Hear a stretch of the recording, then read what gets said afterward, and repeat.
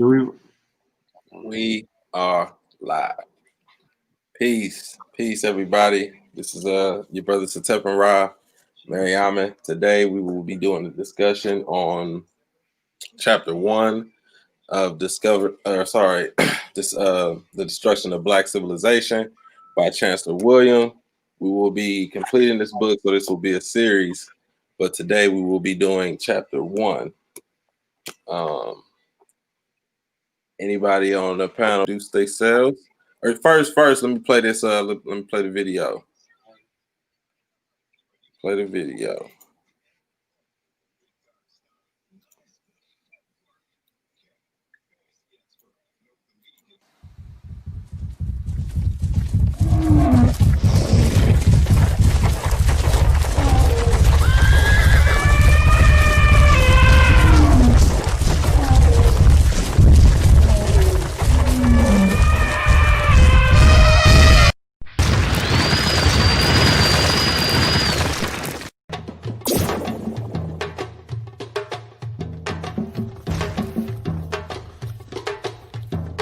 Alright, ladies and gentlemen, the books is in. The books are in. Yep. They're in.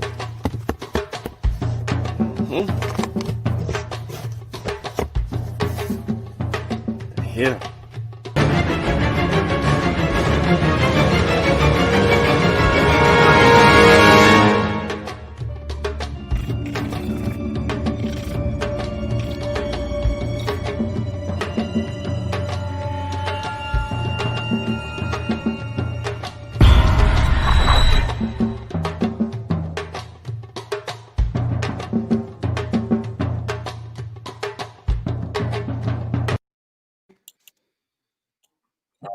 Again, peace, family. If you don't got volume 1, get volume 1. If you don't got volume 2, get volume 2. We got volume 3 in the pot. It will be coming real soon. Make sure you get the children's book one night before bed. Make sure you get my brother Kofi's book, Kalawa, Trip to the Motherland. And yeah, I'm gonna toss it over to Kofi. All right, peace. I want to say ETM Hotel, Dua Aku, Dua Necha, Fatmu Alafiye, Fatmu Riwi, Fatmu Iwa Pile, Majuba Iba Ie Gungun, Majuba Iba Ie Gungun, Majuba Iba Ie Lakba, Majuba Iba Ie Lakba, Egungun Kiki Egungun. I always want to give honor and praises to the ancestors, because without the ancestors, we wouldn't be here. We are our ancestors. Welcome, everybody back to Kofi Piesie TV. You are now with Kofi Piesie Research Team in their first installment of the book club that we got. And please like and share the show, please. Please like and share the show.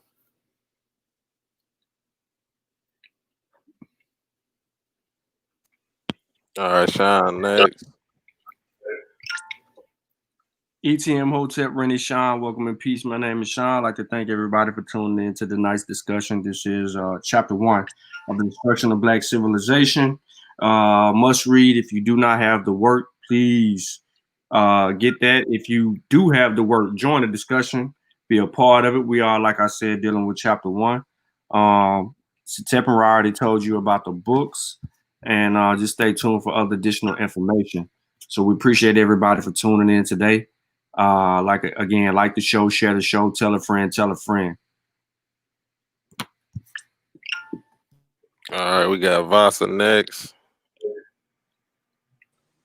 Peace, everyone, on the panel and to the audience, both listening in the future. As my brothers have said, like and support the works that are available to you now, and like and share the show we're doing at the moment, if you don't mind. And peace to everyone. All right, bro, Sutek. All right, peace. Ikini Ebi means greetings, family. Welcome again to Kofi Piesie TV for this book club that our brother Satep has started. Great idea. Like Brother Sean said, if you're familiar with the book, if you got the book, join the conversation. Make sure you like and share the show. Peace and blessings to all those in the chat and all those that will see this in the archives. I'm ready to get rocking. Last but not least, my brother, T'Challa. Peace to everybody. Definitely one of my favorite works right here. This is me all day long. I always talk about the destruction of Black civilization somehow, some way. So when Brother Satep was like, "Yo, we need to start this thing that we do like book club, and this is gonna be the first book," I'm like, oh, "Okay," falling in line. So this ought to be good. And if, like they say, if you're not familiar with the work, and you really coming into the fold, we don't judge. This is why we here. This is why we do this. This is why we constantly thinking of new ways to constantly educate our people, because a lot of us just haven't even heard of these great works. So I'm excited, and let's get into it. Yeah. So I would like to start with how we all came about this book. So I came about this book. I was watching Brother Unk's show, and he had this book. He just kept talking about this book, and I'm like, yo, I need to get this book. I need to figure out what this book is about. And a lot of the stuff in this book, you know, people we discuss this stuff today, and it comes from this brother from this book, Chancellor Williams, and he was dropping the jewels real early. So I should have had the brothers do that. So like, let me ask you next, Sean. How was it that you came about getting this book? Oh man, you said it. You said it first, man. Brother Unc was like doing a lecture or something, and he kept referencing Chancellor Williams' work. Not just that, but when I was reading or studying Dr. John Henry Clarke earlier on, I kept seeing Chancellor Williams and Dr. Ben always appearing next to him, but I just never really got to work, because the little bit that I had known is that the ancestor had, wanted to do a bigger volume to this, and wasn't unable to complete that. And then so it's basically what we have here is the monumental work that he left behind for us to learn and study from. So the hype man on this one. What about you, Kofi?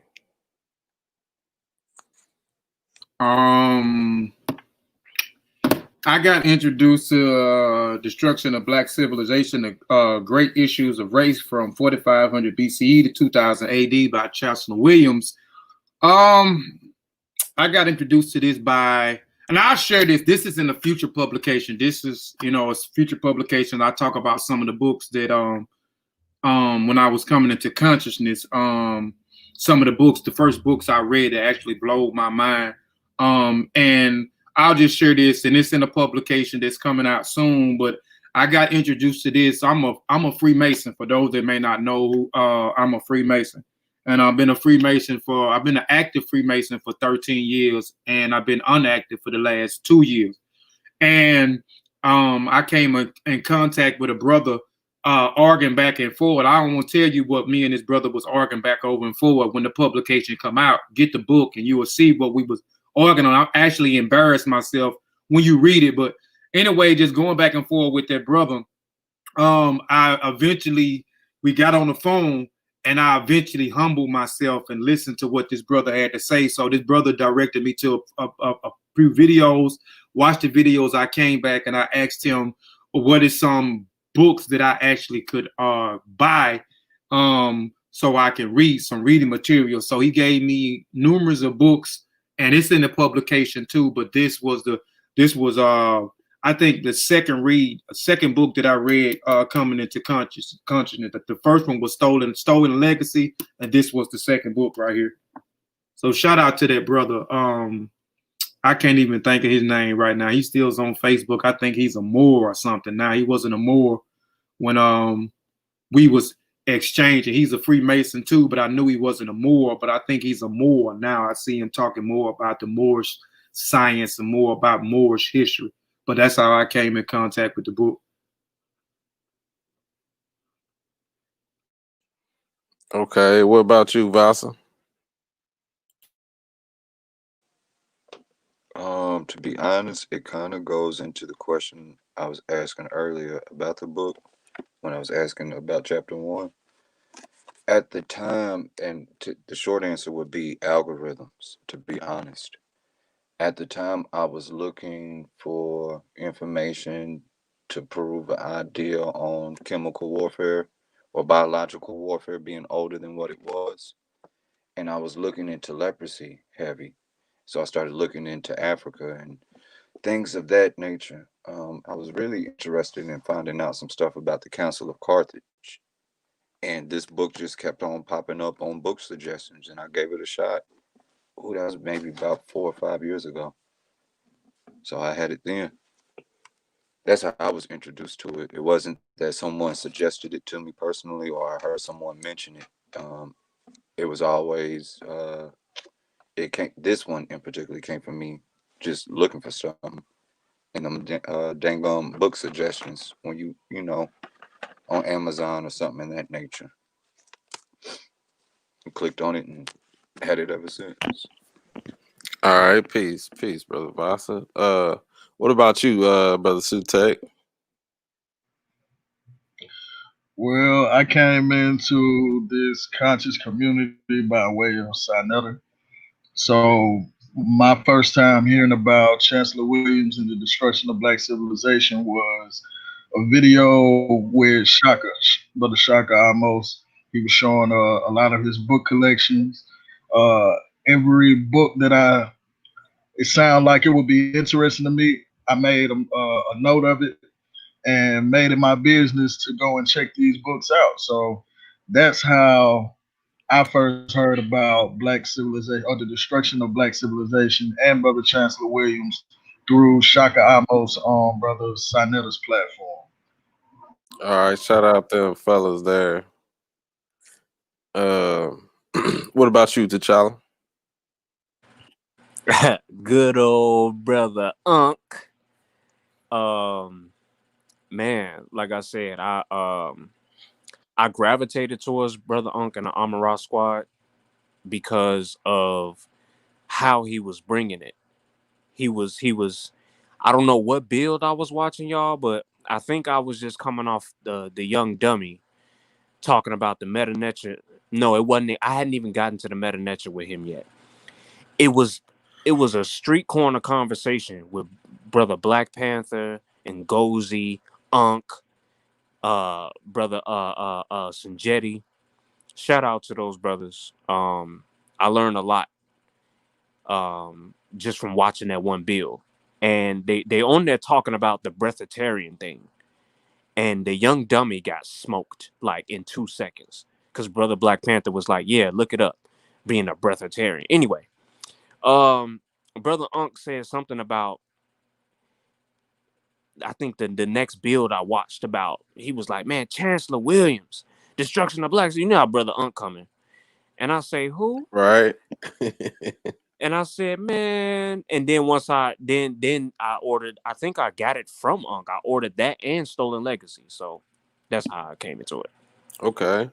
Looks like we may have to do Stolen Legacy. Everybody got the Stolen Legacy. That's what's up.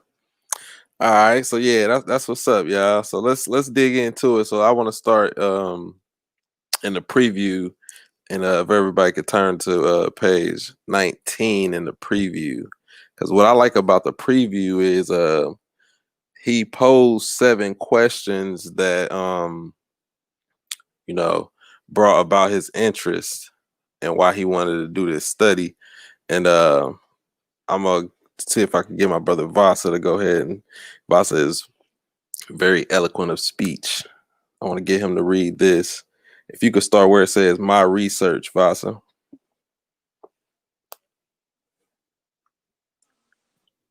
What page is that? Oh, okay. I see it on page 19. Yeah, page 19. You start where it says my research.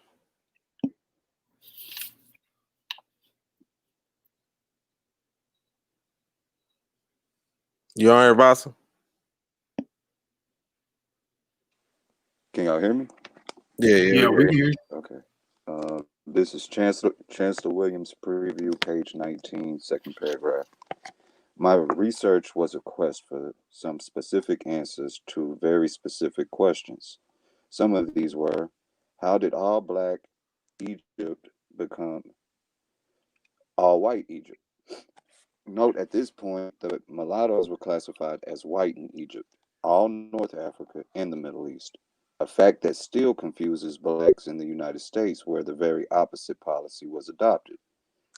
Number two, what were some of the specific details in the process that so completely blotted out the achievements of the African race from the annals of history? Just how could this be done on such a universal scale? Question number three. How and under what circumstances did Africans among the very first people to invent writing lose their art almost completely? Question number four. Is there a single African race, one African people? Question five. If we are one race or one people, how do you explain the numerous languages, culture, varieties, and tribal groupings? Number six. Since, as it seemed to me, there is far more disunity, self hatred, and mutual antagonism among blacks than any other people, is there a historical explanation for this? Number seven, and how? In puzzling contrast is the undying love of blacks for the Europeans and Asian conquerors and enslavers explained. Thank you, Vasa. Now these 7 questions I believe are critical because these are questions that we all pose when we come into this so-called thing, consciousness. Would anybody like to expound on 7 questions there? I'll take a stab at something. Unless what Kofi, you had Go ahead. you been had your mic open. Yeah, go ahead. Okay. We and I why Sean was like, "Nah, hit the live button," because we was just building on this last night. Like, it ain't just a African thing. When we say Africa, because you got those that get so technical with language and they be monolingual speakers here in America. The brother who still kind of got, whatever Abrahamic religious ways in terms of his thinking. I don't care if you like Jesus or if Jesus is your personal savior. My issue is that we approach African civilization, African worldview without the respect to the diversity. And these research questions that our great ancestor asked are fundamental to understanding the African perspective, as you'll hear us all say many times. From the African perspective, you have to ask these questions, and you have to understand that multiple things are true at the same time when you're attacking these questions. So you're going to find some answers, but you got to also understand, you got to leave room for critical thinking and open-mindedness to understand that in Africa, slow and fast happen at the same time. And I'll leave it there because we got to get through the what's the name. But that's what I feel about that. As far as the African race, is there one African race? There's my answer. Yeah, that's what's up. Kofi, you had something.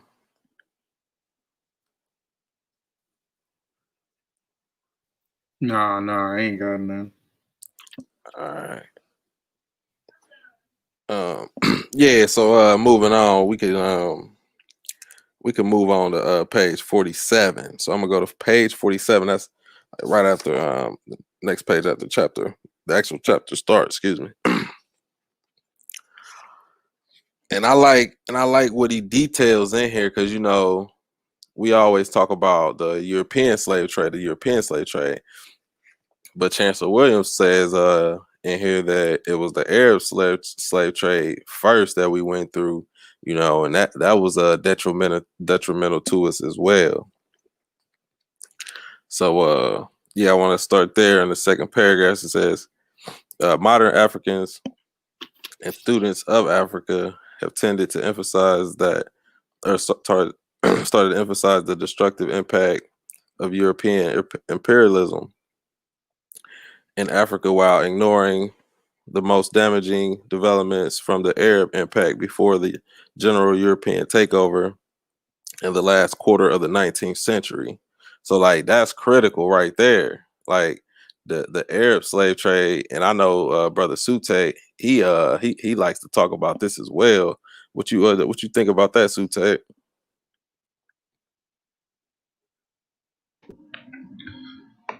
The Arab slave trade. Yeah. Yeah, man, it was very damaging, and a lot of things. A lot of the Arab slave trade was like almost opposite of the transatlantic slave trade. Instead of going through the ocean or the Atlantic, they went overland. Also, instead of a lot of males, a lot of young, strong males like the transatlantic slave trade, they took a lot of females for the harem. Um, but yeah, I definitely agree. Yeah. And some kind of way, we missed this. We comb over this. I'm speaking for myself in general too, because I know about the Barbary Coast and the Sahara Coast slave trade, so I'm very familiar with it. But you know, a lot of times we comb over the Arabs. We jump straight into the 1400s, and we start jumping straight into the Portuguese, the Dutch, the French, the British, and etc. But and we never talk about the Arab slave trade. You know how long we was in their slave trade via encountering the European Atlantic slave or Atlantic kidnapping trade. I think a lot of that is because the Atlantic slave trade or the transatlantic slave trade actually dealt with our ancestors, as opposed to the trans-Saharan slave trade or the Arab slave trade dealing with the a lot of the people mostly from East Africa. But you know, you do see people from West Africa being transported to the Saharan slave trade. But our ancestors, I would say, are more involved with the transatlantic slave trade. I think that is why we kind of glossed over the other slave trade. May I chime in? Go ahead.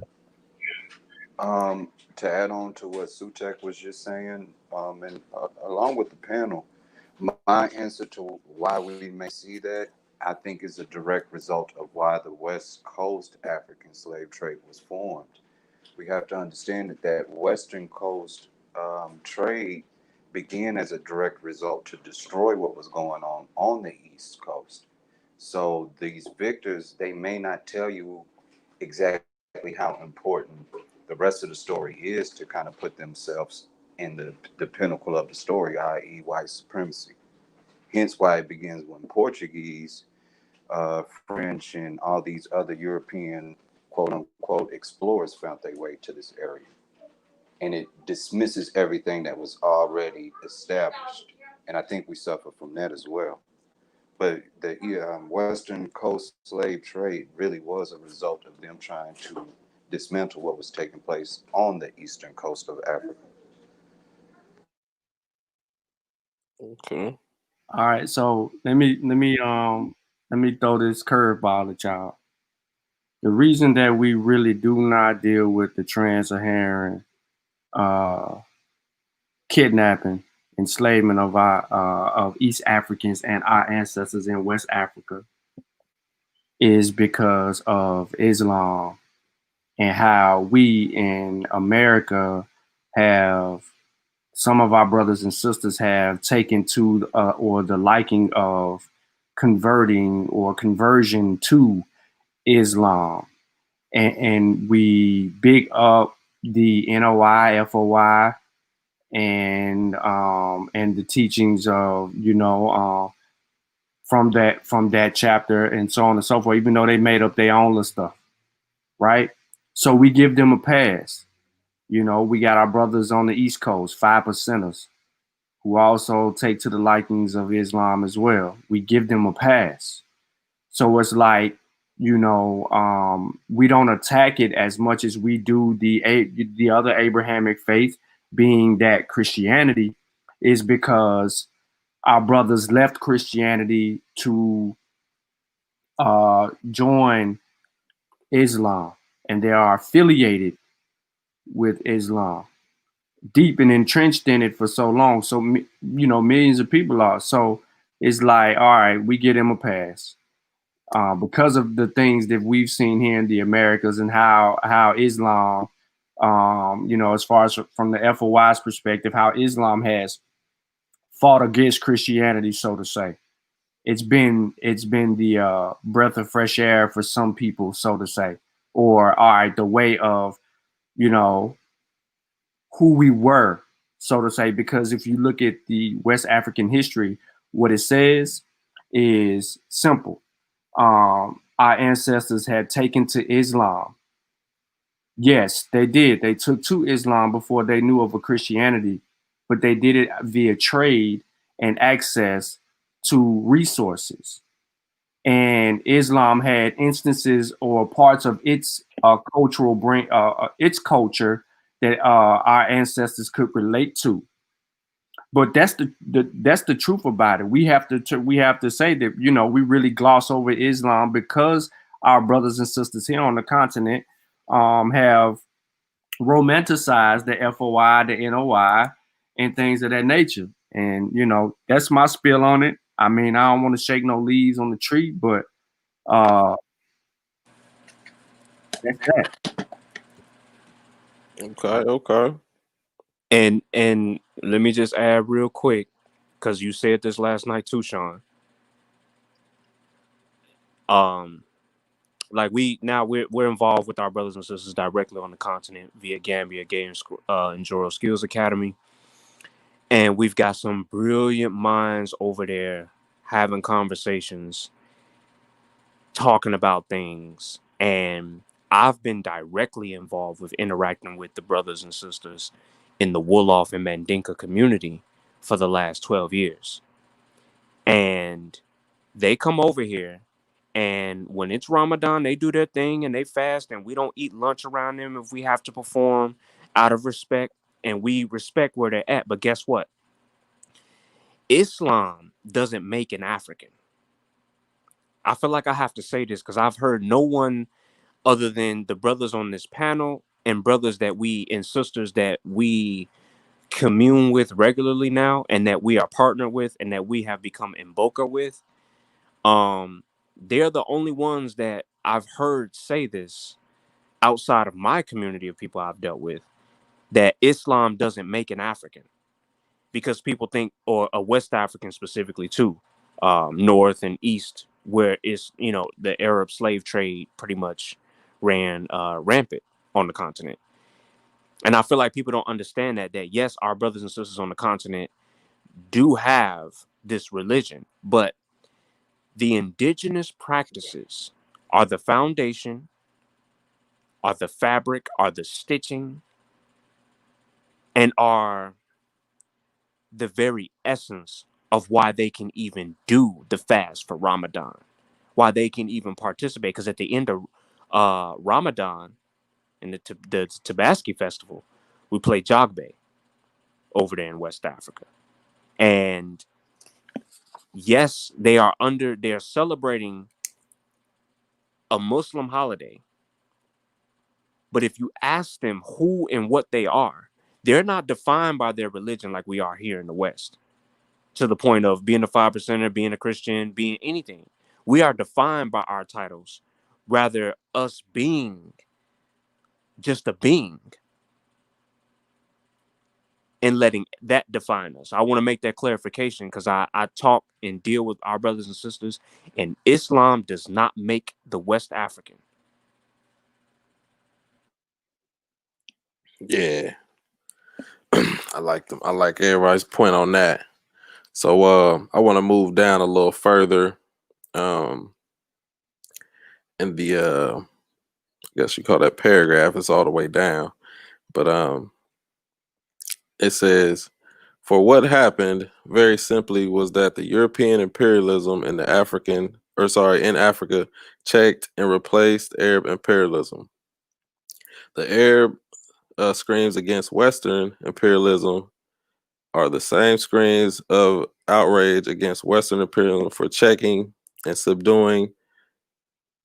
I read that twice. And subduing Eastern imperialism in the very midst of the blacks they had conquered.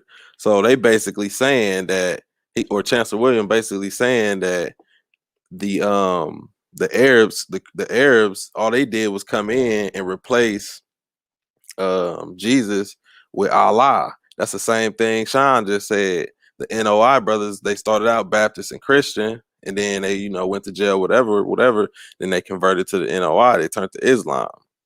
You know what I'm saying? That's the same thing that Chancellor Williams basically broke down right there. And it happened in Africa. So it happened over there and it happened over here. That's what I got out of that quote. What y'all think?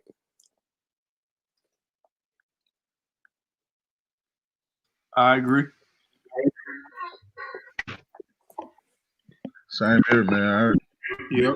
Man, he kind of hit it on the head with that. Yeah. Yeah, I agree also. Yeah. When I read that, I was like, man, that's deep right there. And then it tied right into what Sean was breaking down. So yeah. Any other brothers got anything on one of these pages or something they highlighted or something? Because I don't want to be hogging the quotes or highlights. Nah, I'm following along with you. I think that because you just basically you're on 47, right? So I think if you go on down the page and look, well, you just said that, so I don't want to just kind of go over that because that's really the summary. But you said on the first two pages, on 46, that bottom paragraph where he says the history is complex and many-sided, it would be so if we were discussing just one nation and not an entire continent. This is why our focus must be on the main lines of development, the African-wide aspects, and the unmistakable common origin and continent-wide sameness of basic institutions, which these universal aspects reflect. When he gets into breaking down culturally, is what this reference is, the sameness all over the continent. The way infiltration happens is when they can identify that, hold on, this is similar to some other people that we've already ran across or we've come in contact with. So I just really think that when we're talking about the destruction of something or someone or a people, you have to be able to identify or self-identify. And one way to attack, a few ways to attack us was emotionally and what some people say, well, I'm just going to say emotionally, traditionally, and culturally. Yeah. I mean, you hit it right on the head. I mean, I didn't even see that. That's why I said, like, it may be some stuff on here on these pages y'all may see that I ain't see and want to highlight. So yeah, go ahead. If anybody got anything, like, if y'all got some quotes or something in here that y'all seen something that stood out, go ahead and Yeah, if y'all don't get too far from where you at page wise, his final sentence on page 49 before he starts a new segment. Where? I don't know if y'all are there yet. On page 49 before he starts a new segment, it's the ending of this section that you guys are reading. Yeah, I got Before it nature highlighted finds that too. jack. The overview. Yeah, I got it highlighted too. Go ahead. That speaks to the heart of everything you guys just explained. Where he says the idea these experts, in this parentheses around experts, on Africa have been planting and still actively plant in the minds of the people of the world is that This is Africa, and these are the savages who are now clamoring for independence. So, as we're looking for a way to identify ourselves, whether it's Christian, Islam, African American, or etc., the ones who we still kind of, from what I'm reading in this, and the ones who are claiming themselves as an authoritative figure of defining the world, what the world is, and who's in it, if we're still looking at them to paint our picture, and they're painting us as he was speaking about the idea of cannibalism at this point. But he's also showing that you can dismiss everything they saying about us being savage or cannibal just going backwards. But really, what stands out about that sentence is the idea that they planted these ideas and that they're still actively planting them. And that's what makes our job so hard, is that we think they stopped and they haven't. So we got to constantly, go through the information or put out information to help the people. And I think that's an important highlight of how he closed off that segment to speak towards what you guys were saying. And Yeah. Vasa, Because that explains. Go ahead. nah, go ahead, Kofi. I'm gonna come after Kofi. Go ahead. Nah, I was just gonna just say that, what he's saying is actually be fact, man. And it's a shame, but it's still going on to today. Um, how they painted this bad picture of us being savages and primitive, you know what I'm saying, and not intelligent and barbaric, and those same things are still going on today. I mean, I have conversations with people all the time. Especially, man, where I work at, man, people kind of know. I mean, my outlook and my perspective is way totally different than everybody that I work with. So, they always picking my brain about certain things I wear or certain things that I say. And and when I talk about Africa, they think of the same thing. They don't think that when you think about intelligence, you have to think about Africa. You have to think about that the people that was on that continent. Some people think, the same thing, that we were savages, we was running around butt naked and I mean, for real, you got people that literally think this today, that we was running around butt naked with no clothes on and eating each other. You know what I'm saying? They get a lot of this from the movies and even the TVs. I'll be honest, I was taught this as a little boy, that people in Africa eat each other. You know what I'm saying? If you look at the cartoons, they display it in the cartoons and still displaying in the cartoons for our children, painting this bad images that, again, like he was saying, painting us out to be savages and beasts and stuff like that, man. But it's crazy, man, how we in 2020, we going into 2021, and this rhetoric that has been going on for years and centuries, that our people are still in this same perspective that we were savages and barbarians, man. Yeah, man. I'm glad y'all brought that up, because I had that wrote down in my notes. Was because he talks about in page 48, he talks about the regression of barbarism, and basically saying, like, it don't matter who it is, if you'll regress to barbarism based off the conditions that you're in. If you're in conditions where it's a famine, you'll resort to cannibalism. You know what I'm saying? So he's not saying that it's right, but he just saying that it could happen to anybody, And that, go ahead. No, that was it. Go ahead. That speaks directly to the romanticism of that Black people do. Like, we got this, we got a mental thing going on, because in one breath we'll say, well, they stole everything from us. They got everything from us. They being white people in particular. And then we'll turn around and say, oh, well, and you know what I mean?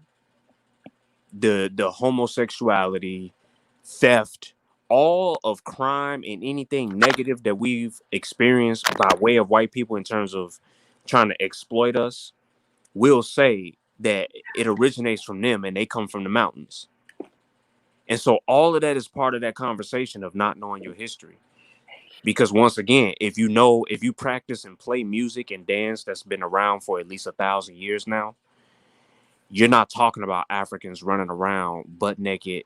Like, and when we were running around butt naked, it was for a reason, because we were pretty much covered in fur and swinging from trees and really kind of coming down out the treetops. So that was when we was really still running around butt naked. Ooh, don't get in that. Don't get in that. Now, you know they're going to be talking about, we talking about the white man science. Now, you know, when yeah. you know, I mean, that's crazy, but I mean, I'm part of what you saying, but that's a whole other subject. We get in that, they show going to be talking about, man, them boys talking about the white man science, because we got to get into the primates then. You know, we got to get into the hominids and the homo. So it's coming though. They gonna get that work. It's coming soon. Yeah. I'm gonna just say that. You did. But no, we're gonna keep this on this book here though. So go ahead, finish, Charlie. No, it's all part of the conversation, because we're because of our ignorance. And I don't bash nobody. Like, it, you hear the passion in my voice because it's Africa and it's us and it's black people. We talking about us, but it's the point, because I was there too. Like, I grew up hearing that, and I said that as a little boy growing up reading the Bible. And then I started questioning it. I was like, well, then how come these Africans are so wonderful when they play their music? They can't be just dumb, ignorant monkeys. And so when you learn and when you know more, you're going to do better. When you know better, you're going to do better if you choose to apply that knowledge. But I'll leave it there. Oh, Always during the middle. Always Kofi. Always. My son, man, I'm telling you, my son called me 99 times a day. Mute out, man. So tell. I'm gonna stay where you at on 48. Okay, go ahead. Walk with me. I'm gonna go up a little bit, and I'm gonna deal with the first paragraph. It says, insofar as those who were fortunate enough to find promising areas for settlement are concerned, the picture was generally one of state building and the revival of basic African institutions, which, though not forgotten, could neither be maintained nor developed by any people forever on the move. Now, think about the migrational patterns of Africans all over the continent. When you study history, when you look at just the basic articles, you talk about the Bantu expansion. You hear about a reverse migration, but people are like, from where? Right? You know, civilization started in the South and spread up the eastern coast and comes on back around to West and Central, right? So when he says the picture was generally one of state building and the revival of basic African institutions, we must understand that at this time, no matter what we're going through, we are taking with us and leaving behind institutions that have been built along the way until we found our safe place, where then civilizations could be developed and grow. And I think that with everything that was happening to us during this particular period, over time, as we began to evolve and invaders began to, understand that we had these resources and not a want to be anywhere other than where we were. And, we began to want to not demarcate ourselves, but live amongst each other in particular areas where we could do what we wanted to do and thrive in those areas according to how we saw the natural world. I think that makes a big deal, because people don't really understand that. And it goes back to what Kofi said earlier about being primitive people and not being able to build this, that, and the third. Well, right here, he clearly says that in the first paragraph that they were building basic African institutions. So we need to know what those institutions are to understand why is he labeling it just basic? And basic could just be like small cultural things like a food, right? Like how spears, right? How you build a spear, some of the folklore, something like that, something along those lines that played a major impact in the traditions of a people. And if they were doing that then and going on through history, you can't call the people primitive. You can't call them animals. You can't call them savages. You can't resort to them as cannibals and barbarians because he just told you they were building institutions, African institutions. And you know what, Sean? That's it's crazy because y'all hitting the points on my notes. Like I showed y'all my notes that I wrote before I went live on the show. Y'all hitting right on it because, like, Sean, I got on here basically the part that you just read. I summed up as, with settlement comes development. So when that, because we was just talking about in the previous page how they was on the move and then they started to settle. So when they started to settle, they started to come up with these institutions and stuff. You know what I'm saying? Mm-hmm. So and it's crazy because I speak on this in volume 3. That's crazy. Like I speak on this in volume 3. So yeah, man.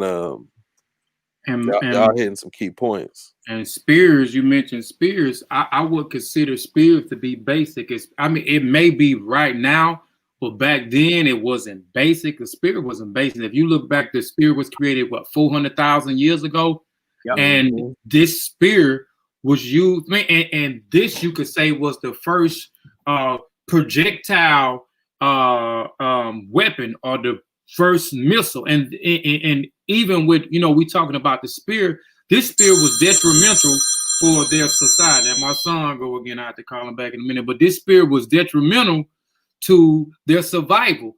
They created this spear and they began to hunt with it. Then the spear became a thing for them to defend themselves against wild beasts. And then later it was also used as a weapon in war or weapon in combat to defend themselves from those that may be threatening them, their village, or their survival. So this spear that was created 400,000 years ago was a mechanism for their survival. So it was a mechanism for their survival and for their protection. I know now, it may seem primitive, but back then, 400,000 years, man, this was upper echelon technology. So granted, bro. They take that for granted, bro. Yeah. Yeah, the advent of tools coming up out of Homo erectus. I mean, no, it predates him. So the advent of tool, man, that was right. That was monumental, dog. That was monumental. Homo habilis. Yeah, I think it was Homo habilis. Yeah, Homo habilis or something like that. But Hildenberg too. Hildenberg. Yeah. Okay. Yeah, but yeah. Man, y'all done made me lose my point. We talked about that. What was I? Anybody else have anything on that? Yeah, I was trying to add the fact that chimpanzees, gorillas, all of other primates and other animals, because we like to use this word animal like we're not free moving beings. Okay. This is why I promise y'all, because we admit our ignorance with our statements and our questions, as the great esteemed ancestor said. We admit our ignorance with our statements and our questions. We so loud and so strong about how, that devil stuff. My mama told me to not play African drums so hard because our African spirit was going to come through the drum. And Jesus wasn't going to be able to take me into heaven. And she the one that bought me my first set of bongos to play in church. So we take things for granted because we don't understand. And when you don't grow up in self-defense, you make statements like that thinking that the spear is basic. Right. I'll mute out. Oh, you good? Yeah, I do So know during most of those conquests, it wasn't the gun necessarily that allowed them to have their military advancements. Um, and what you're saying is highly true. The spirit is far more important than what people think. Not to get stuck there in the forms of technology that mankind has produced and its modes of production. One thing that does get left out is, we're talking about the calamities that we went through, but no one's talking about that adaptability and the genius that it takes to maneuver through those.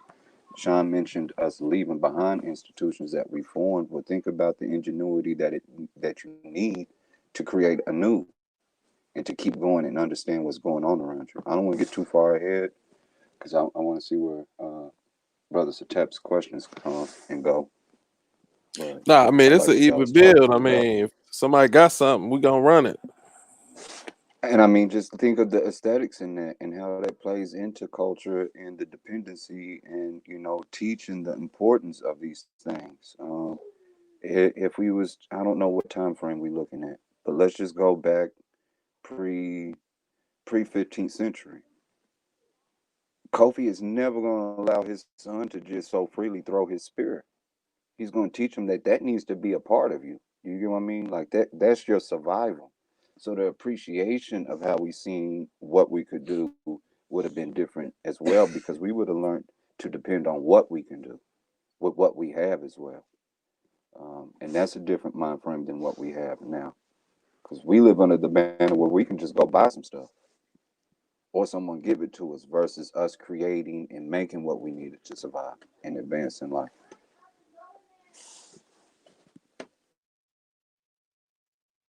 Mm-hmm. The Amazulu get their sticks at 12 years old. Fighting sticks. Exactly. Let's move on. So tell what's next? Yeah. So if y'all want to slide over to page 50. Yeah, let's get it. And he started talking about the geography and stuff like that. Mm-hmm. All right, and let's see. I think it was the last paragraph. Let's see. The second important result. Hold on. Let me see. All right, because I don't be writing in my books. Yeah, me neither. That's Kofi. I'm running them all day, I be every day. having to find it, dog. Every I day, think all day. I think it started on page 49 and it cut into page 50. Mm-hmm. Yeah, but I think he got a point he's trying to make on him. Yeah. No, it was. Yeah, if you're talking about the geography, I would start from the middle of page 50 because most of it was talking about the rivers prior. I'm waiting to Okay, hear. here you go. Even this is where I was. I thought it was in there. Even in this, the physical geography of Africa was favorable to the peaceful settlers who later were to become, in consequence, and rulers. For the seacoast is lowland everywhere, not more than 500 feet above sea level, and the remains lowland 500 miles inland. Asian and Europeans occupations of the sea coast of North Africa and East Africa was therefore a relative easy and probably even welcomed at first by the blacks as partners in the world trade. Because see, he was talking about trade prior to this, how they was trading with them. But the poor and the hungry nomads from the vast desert areas of the Middle East poured into the most fertile and the easily accessible areas in this land desert that is North Africa. He talking about the Arabs coming into Egypt.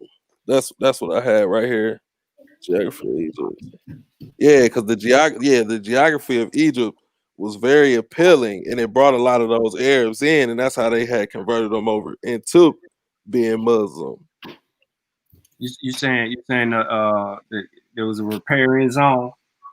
Yeah, basically that's basically what he's saying. Like, Sean, stop. I mean, I mean, if we just dealing with the definition, y'all be dealing with the term. I'm talking about the definition. I'm sure trying to get something started. I'm talking about the definition.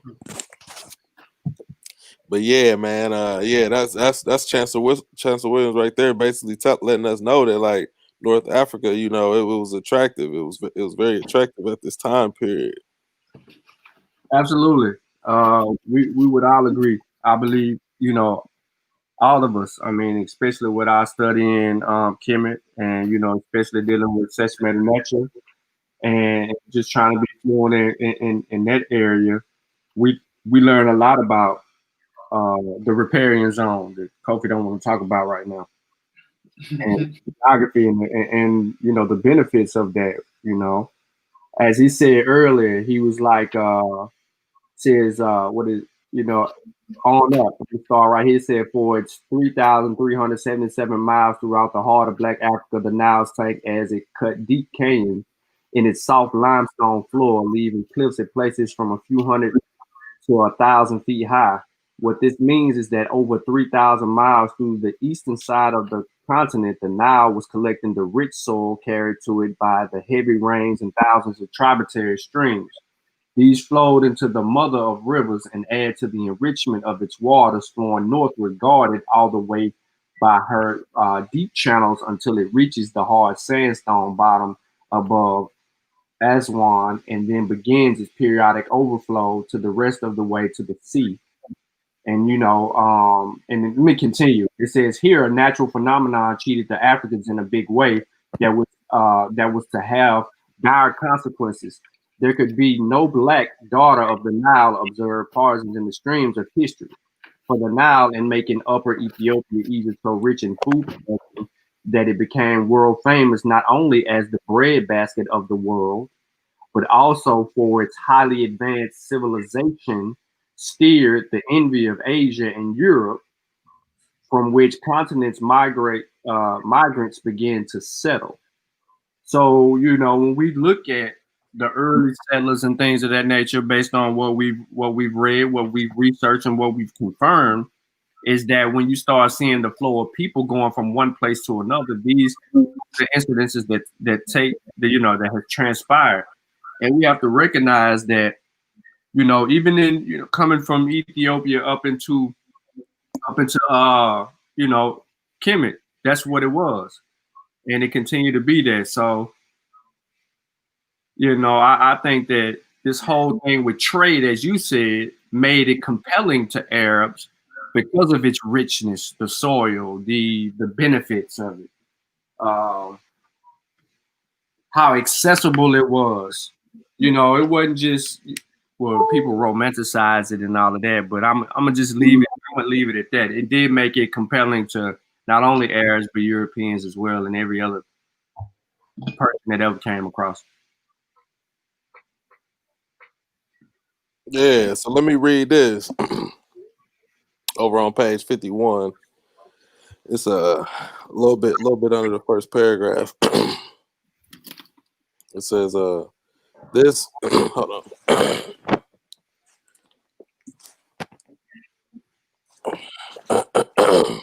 You it all says right? this yeah, I'm good.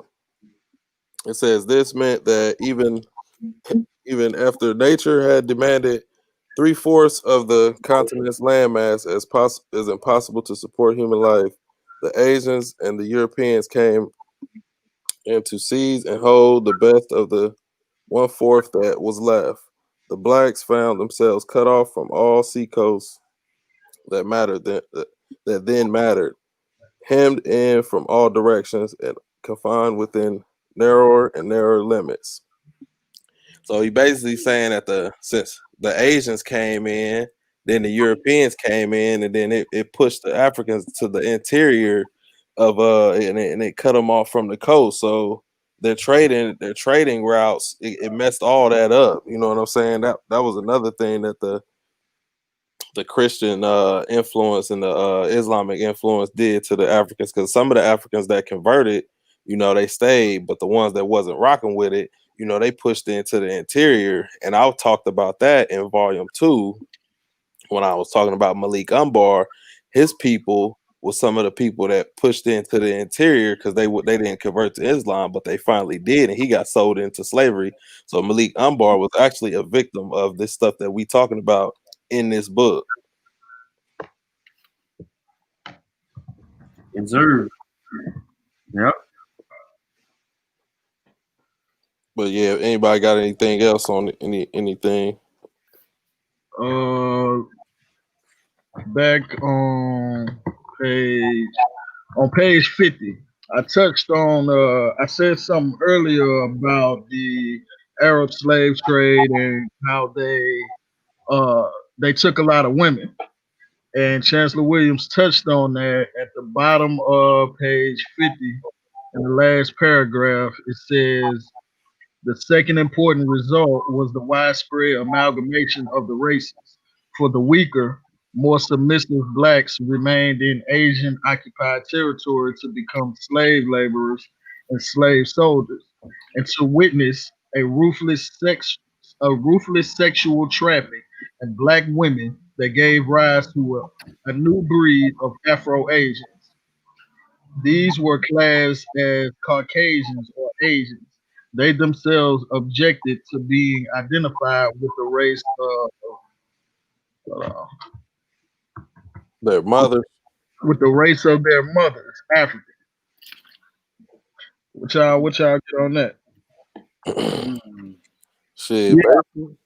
Oh, go I ahead. think we see that repeat itself time and time again. I really do. You see the same thing happen on the West Coast with the Portuguese. They call these Luso Africans. And we forget to document certain little things that need to be spoken to these next generations. A lot of those ships, when the Portuguese came in, for example, would dock up to 9 months at a time. That 9 months, what's that allowed to happen? That's enough time for a baby to pop out. And that baby becomes the access to you gaining a window into the culture. Because you can be learning as you go and training that baby to identify what words for you. And it opens up those doors. I hope y'all see where I'm trying to paint, a narrative of to show how they would do these things. So yeah, Well, you see that play itself time and time again.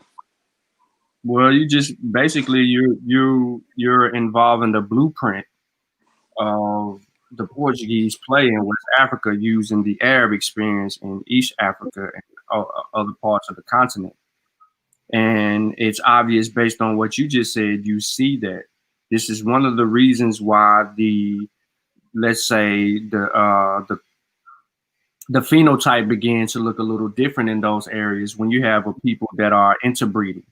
No different than what some people want to ignore, but our ancestors, the earliest Homo sapiens sapiens, interbreeding with Neanderthal, which did take place. So over history, humans, modern or otherwise, have communicated in some kind of way that would bring forth a different different type of whatever. However, based on what he's saying right here, speaks to that cultural change or that identity change.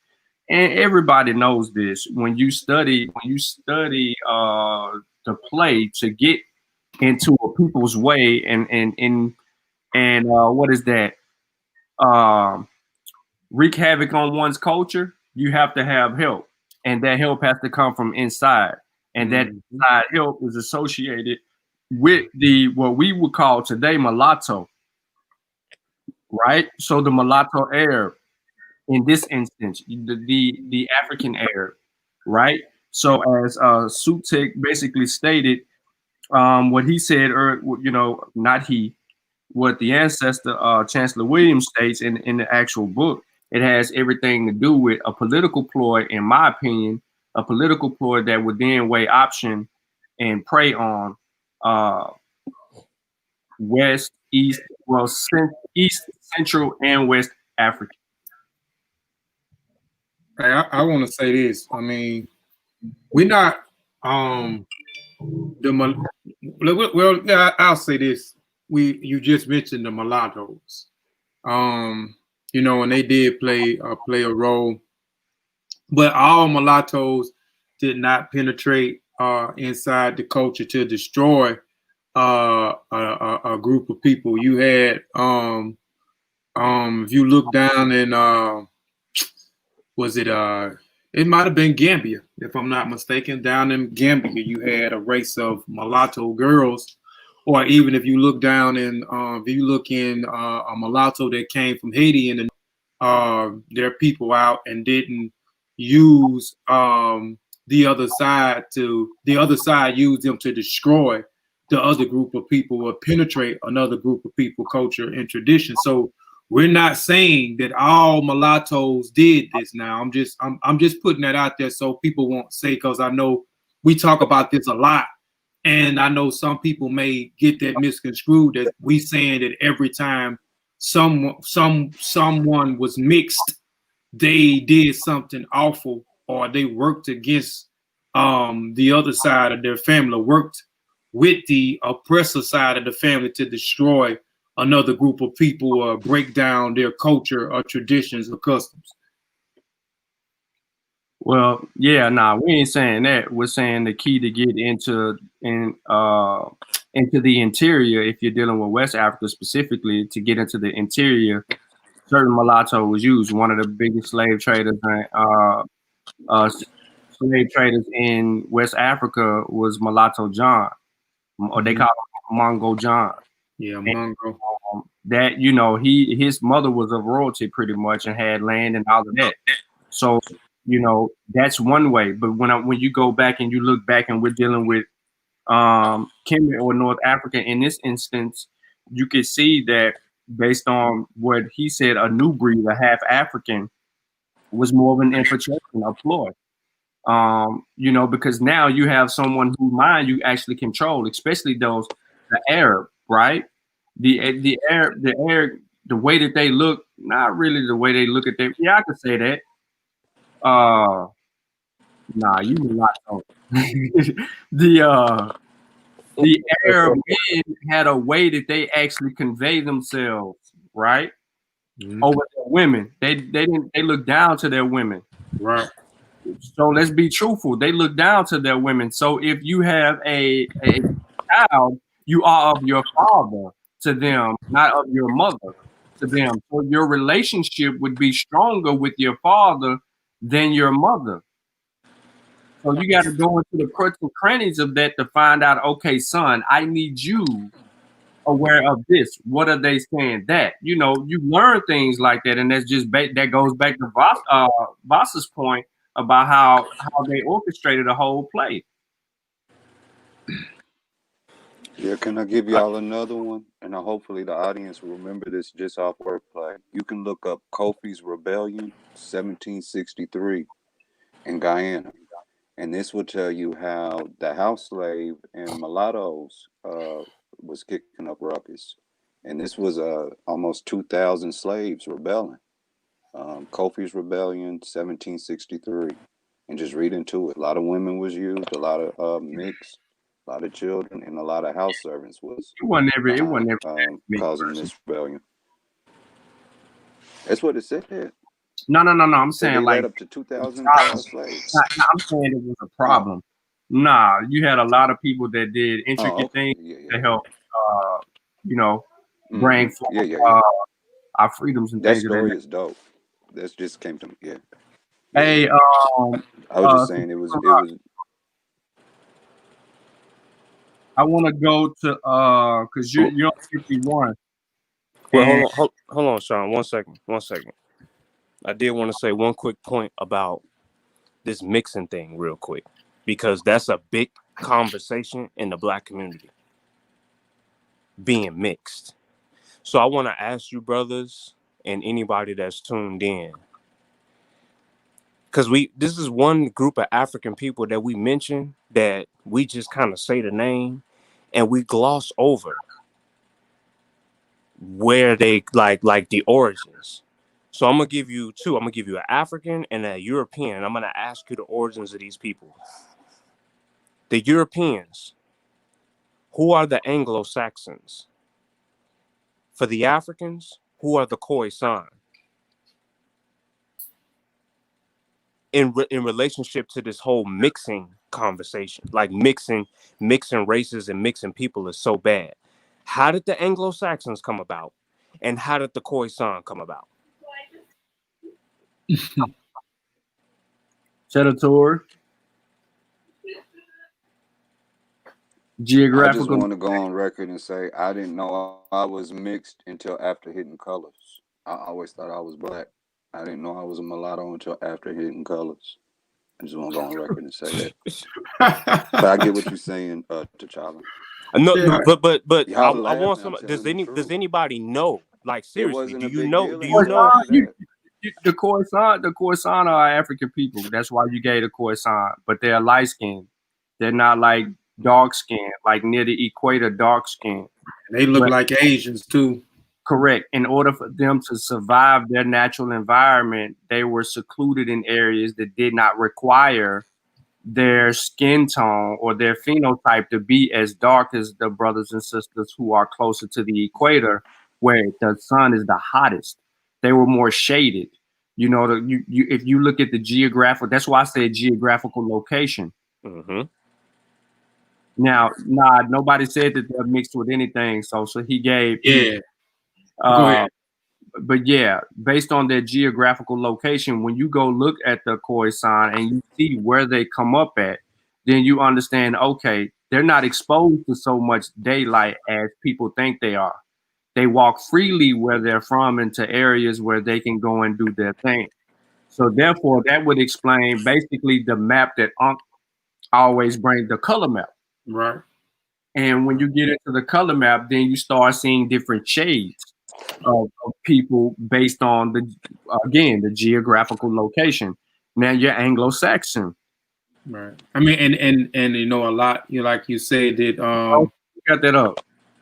I don't know who pulled it up. Who pulled it up? Sure. I already know who did it. Sutek pulled up the color. Okay, yeah, he got it on deck. So when you look, you see just basically on the continent. Look, you go south, and then you gradually go up toward the equator. People begin to take more of a darker tone. Now, the Anglo-Saxon, if you look at the color map, it is the same stretch. You'll see different forms of the Anglo-Saxon going from one shade to another shade based on geographical location. Exactly. And that has a lot to do with it, the geographical location, or the phenotype as well. That's why if people not familiar with the Khoi or the Khoisan and they look at those people, you will mistake these people as not African as Asian because their phenotype does not look like a typical African person. You know, again with the light skin and the slanted eyes and the long thin chins or whatever. So you telling me lookership don't work, brother Kofi? No, lookership don't work. Oh, I thought it just looked like it, like the Olmecs over here. Like that ain't. Oh, my bad. Yeah, lookership not gonna get it, brother. Okay. So it was Anglos and Saxons coming together, and it was Khoi and San, who were two separate groups that came. My point in bringing the question up was that human beings have been mixing in from the Neanderthal point. We have been mixing and looking at each other, and if it looked good, the biology gonna work. That's why. If you, I could love black women all day long. If I see a woman that's not black who's attractive as a man, I'm going to be attracted because my biology is attracted to the female of my species. Say it again. As a male. And with that being said, I tell everybody they mix. I tell everybody they mix. Everybody. Yeah. God darn. 50% yeah. daddy. All right, y'all. We gotta reel it in now. Y'all going all over the place. I was letting it ride for a second. Now we gotta reel it in. I ain't all over the place. I'm right on point. No. We on point. We gotta stay within the context of the book, though. But you on point though. We, when you go down that rabbit hole, we get to talk about genetics and all that. True. But all right. So let me go to page 52 because I got a couple more things. I got a couple more points I wanna talk about. And down here he talking about Africa being the Garden of Eden, and then he talks about how. Well, let's talk about that. Let's go. Let's get into that because I got that highlighted too. Let's get into that.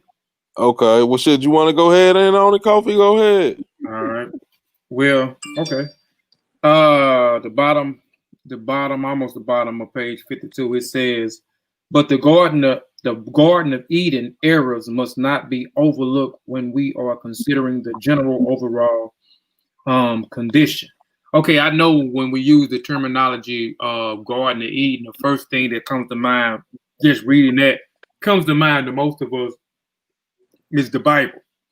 And the Garden of Eden, if you look at it, and just for those, you look at those 4 river points. Those 4 river points make up the Garden of Eden. You got the Pishon and the Gishon. That's what the biblical text says. The Gishon and the Pishon is the white and the blue Nile.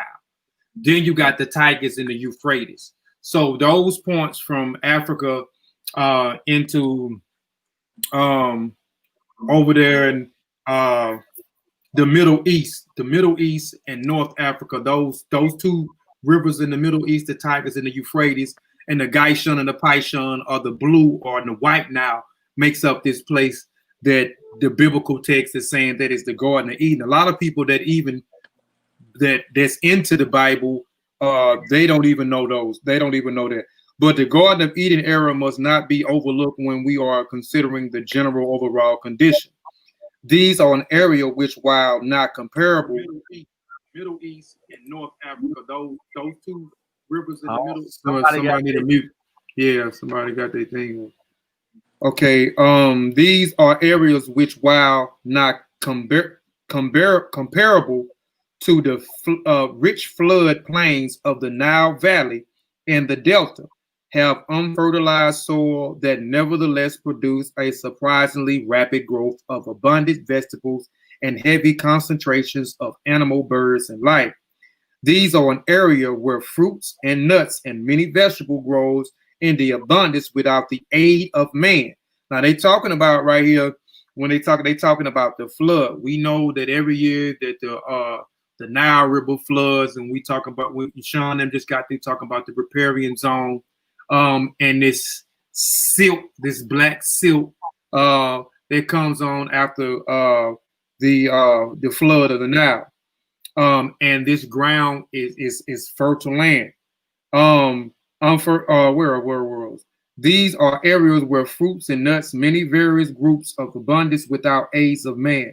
Without these areas of salvation here, they're over the continent, along with pastoral grazing lands, the blacks as a race would doubtlessly perish from the earth. So I'll just stop right there. I already broke some of it down in between reading the verse. But I mean, if anybody else want to touch on just that paragraph I read, just talking about that. Yeah, I do, because you went into what I wanted to go into. Yeah. And like I said,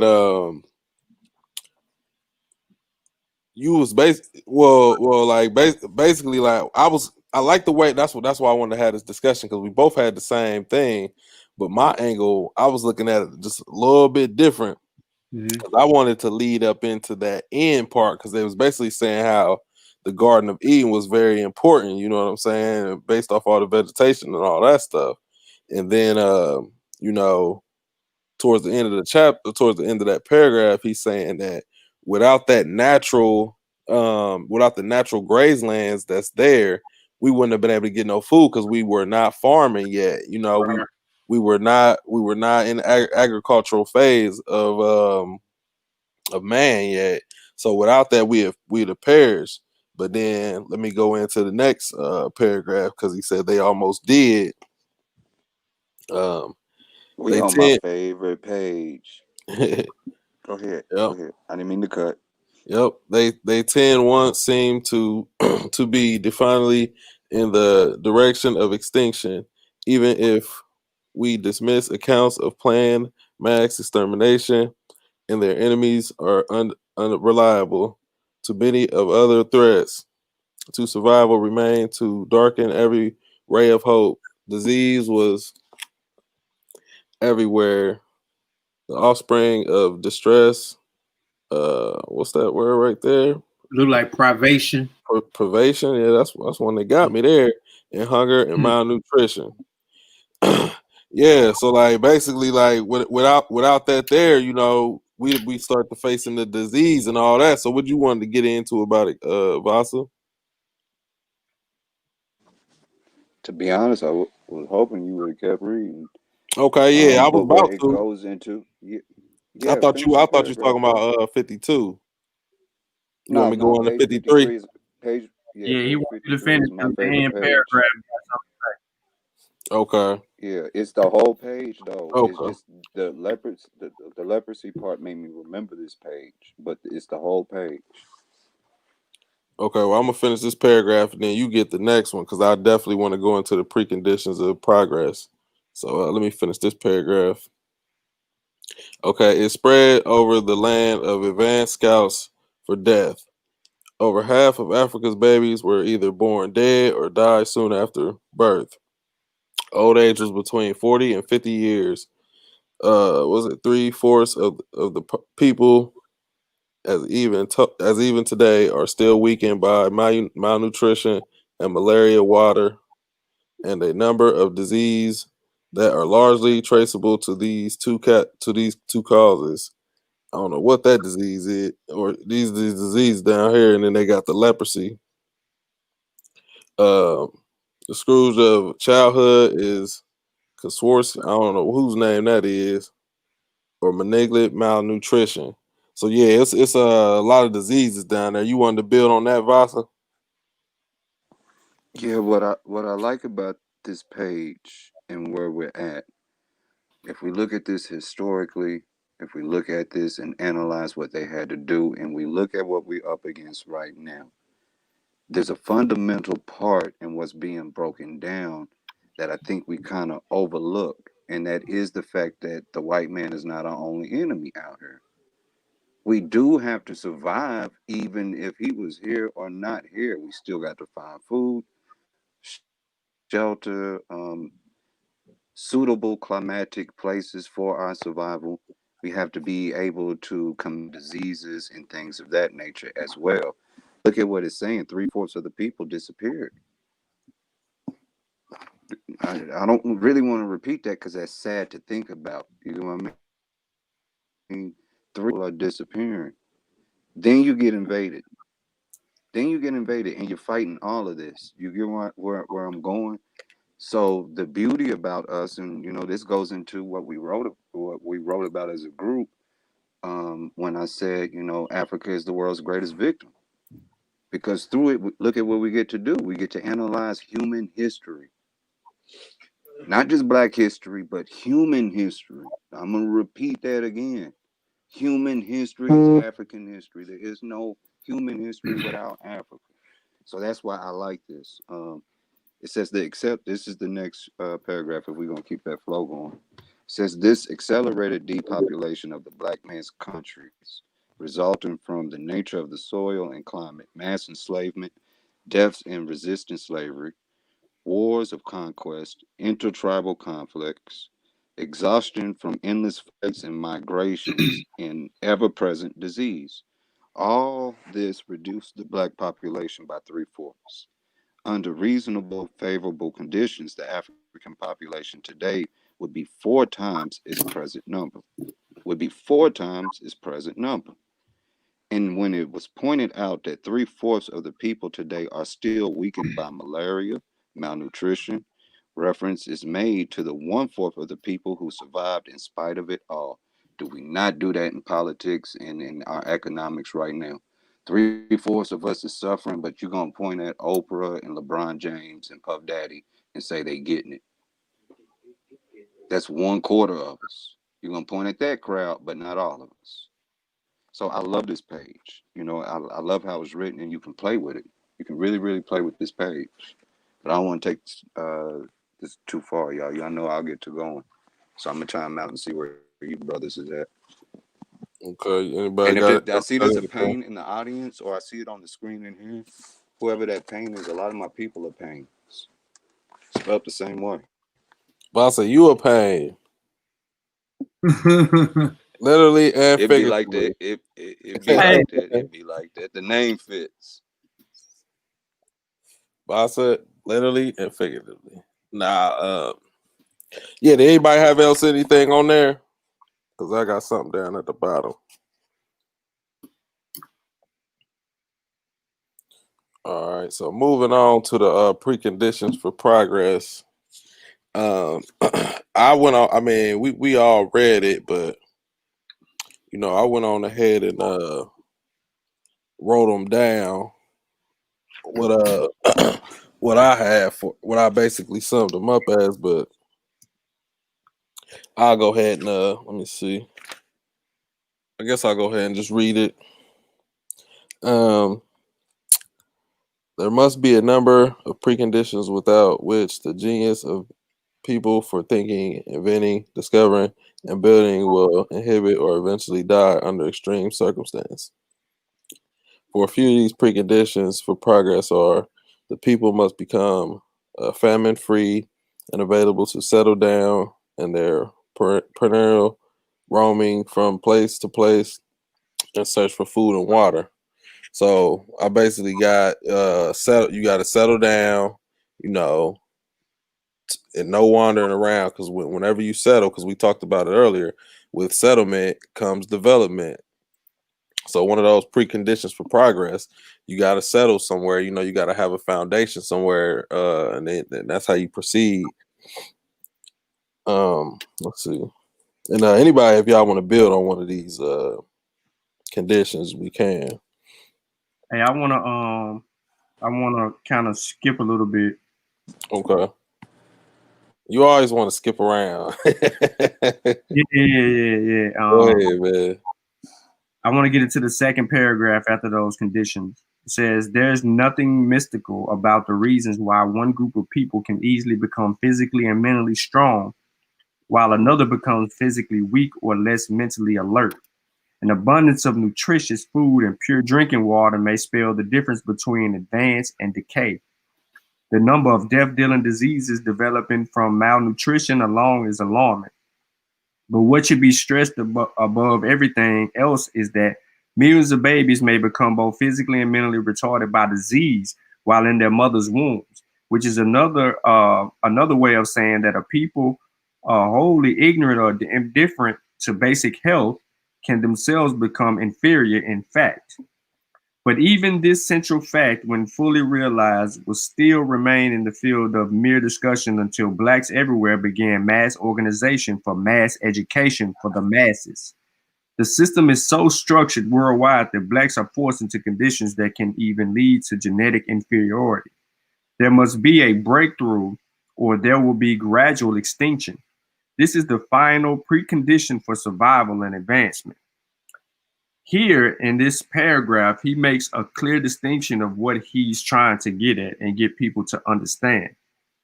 Despite the differences, despite the the climate, the conditions, the disease that has plagued the world for millions of years, he says that we need to be more educated upon the fact of what is really going on around us and with one another, therefore allowing us the ability to be able to advance. As far as he's not saying all together, but he's basically saying in that last little sentence, this is the final precondition for survival and advancement. But before that, he says as a breakthrough. You know what I mean? So he says that we have to have a breakthrough, that pure consciousness that allows us to, like us as a study team, a research team, to come together and break through something. Look at what we've done. He's saying we have to continue to make strides, and we have to continue to pick up the pieces, and we must not be inferior or ignorant. I'm gonna leave it at that. Yeah. Okay. I want That to was add so something that timely. ties in That those. should be posted tonight. That whole paragraph on somebody's page. I'm out. Yeah, I wanted to add something to those 2 points, tying them together in terms of the settlement and settling down to actually produce things and to produce institutions and to produce, eventually leading into agriculture and all of that, with the conversation of Black people being so inferior intellectually from the European perspective that we couldn't have. It had to be some Asiatics back migrating, right? Well, if we're already on the continent in the so-called Garden of Eden, because Africa itself is the Garden of Eden of the world. Facts. Yeah, like Kofi, you always say Africa sustains the world. You say that about every bill. Yes, sir.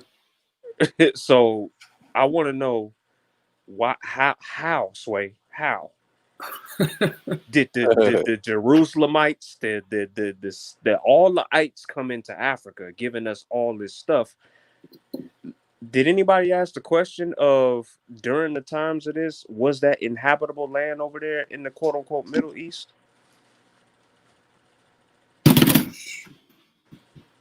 And then with what Sean just said, we really have to take a step back and do exactly what we're doing in order to understand things. Because if you're not hip to this information, this stuff does not come out. You're not going to find this in no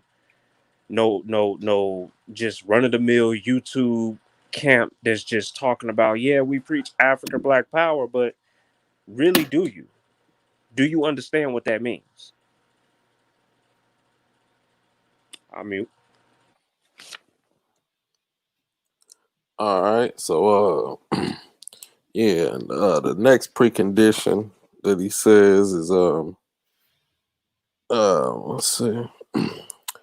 Finding suitable territory, the leaders must proceed through negotiations with other neighboring societies and fragments groups to nation building.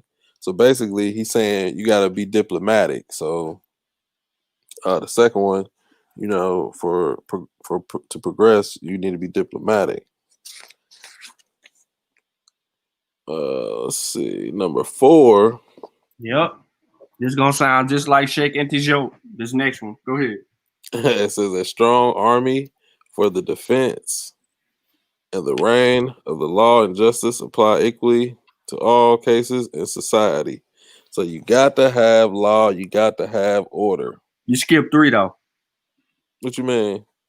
He said there must be developed a sense of national community among the various language groups that make up the country. That is so important that it cannot be left to wishful think or chance. That's why I said it sounded like Sheikh Antijoke right there with Black Africa. Go ahead and build on that one. Basically, the argument has always been said that that everybody on the, Africans on the continent, they really needed to unify around one specific language, so to say, right? One that's not attached to Europeans, one that's not attached to Arabs, one that is indigenous to the continent where everybody can actually speak that language. You had people argue about Kiswahili being a national language, right? Why? I don't know. There's a feeling about that being a little bit Arabized, things of that nature, but that's that on that. And then you have others that may want to argue a little bit different. But yeah, so right there on 54, the cusp, the bottom of 53 to 54, the cusp is basically stating what Sheikh Antijoke's argument is, and that is to solidify, a goal for everybody to be able to speak that language and not that of its conquerors or its colonizers. Yeah, I like that. But yeah, so those are the things that we need for progression, and I like how he lined that out. That was 54. If anybody have anything else on 54, I'm gonna move on over to 55.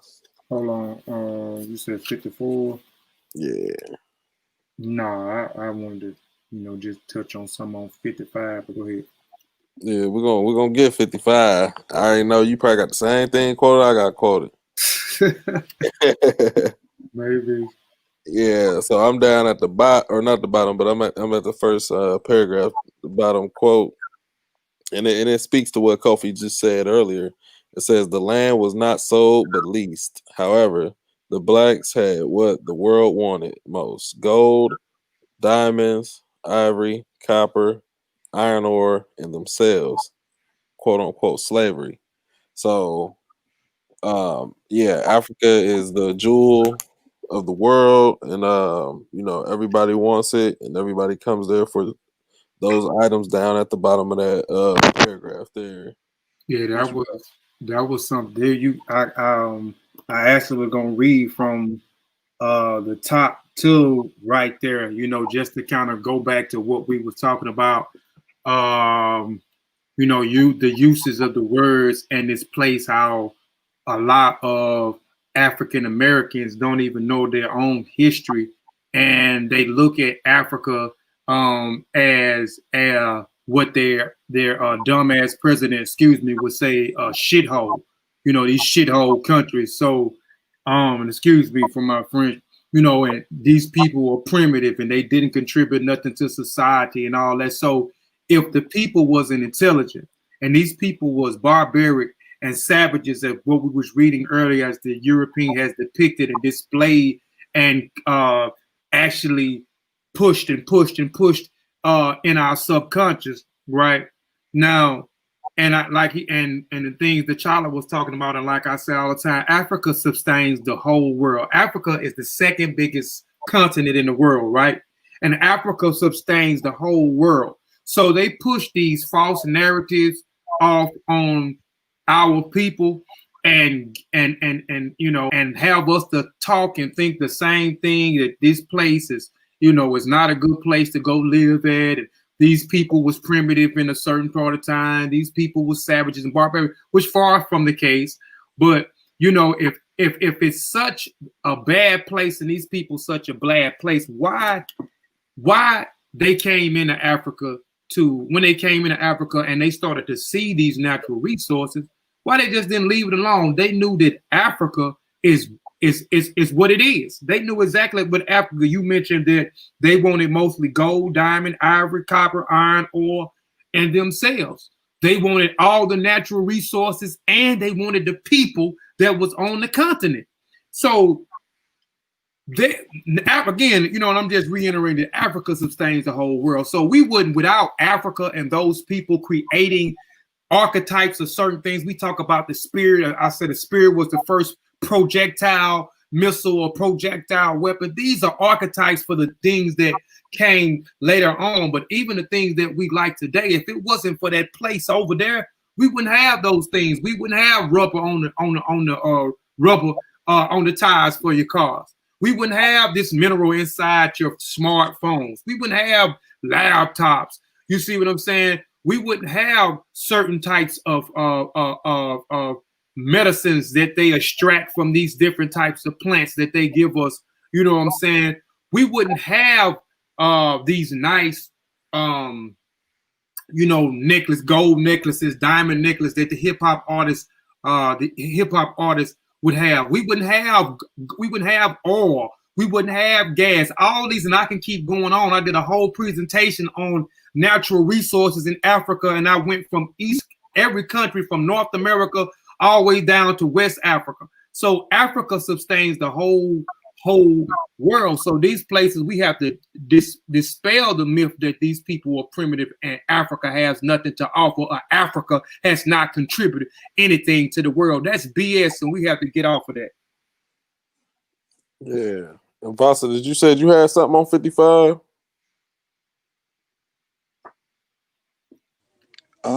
Not necessarily on 55. I was gonna ask if y'all hit the fifth principle, because it kind of answers Kofi's question in multiple ways. If we skip past it, I don't recall if we did or not. That reign of law and justice, but that follow-up sentence where he said the people must feel absolutely secure as individuals that in their country there is equal justice for all. And I think at the root of what everything Kofi just said, everything from us as African Americans finding ourselves and viewing Africa and looking to it for guidance and help, to them feeling, they want to lean towards us and get modernized as they see us, quote unquote, with the Wizard of Oz trickery through the media, shining on TV and living these good lives. When they took that bridge away from us, it did create that level of inequality and feeling on both sides. I see that. And I think what it really, really, even in the trade, I don't think a lot of our ancestors intended to trade what they had for what they got. I'll just say it that way. It's the nicest way I could say it. I don't think that was their plan. But looking back at these things and being able to analyze all this now, I think that is the fundamental part where African history and the study of who we are becomes so fundamentally profound to us, because we see how it's so rooted in reciprocity and equality and this level of humanity for everyone that's on the panel. And Kofi, I think that does help us, and we got to demand that equal treatment in your country where you live. If they're getting those diamonds, you get equal. If they're getting that rubber, you get the equal. You get where I'm going? And I think at the root of it, that's really where we're going to be going with this book. Uh, so that's where Yeah. I wanted to ask about it, was number 5, because it ties Okay. everything back into what Kofi was saying. Yeah. So at the bottom of 55, he says, and we was talking about how the Africans moved inland based on the European imperialism and the Arab imperialism. So on 55, it says, when greed severed the traditional ties of brotherhood, the gradual movement of the invaders from the coastal areas inland became relatively easy. So it's like once we stop, being brothers with each other, once they start pitting us against each other, it became easier for them to take us over. And we suffering from this today. So we all huddled up in the inland of Africa, the interior Africa, and then we didn't trust one another.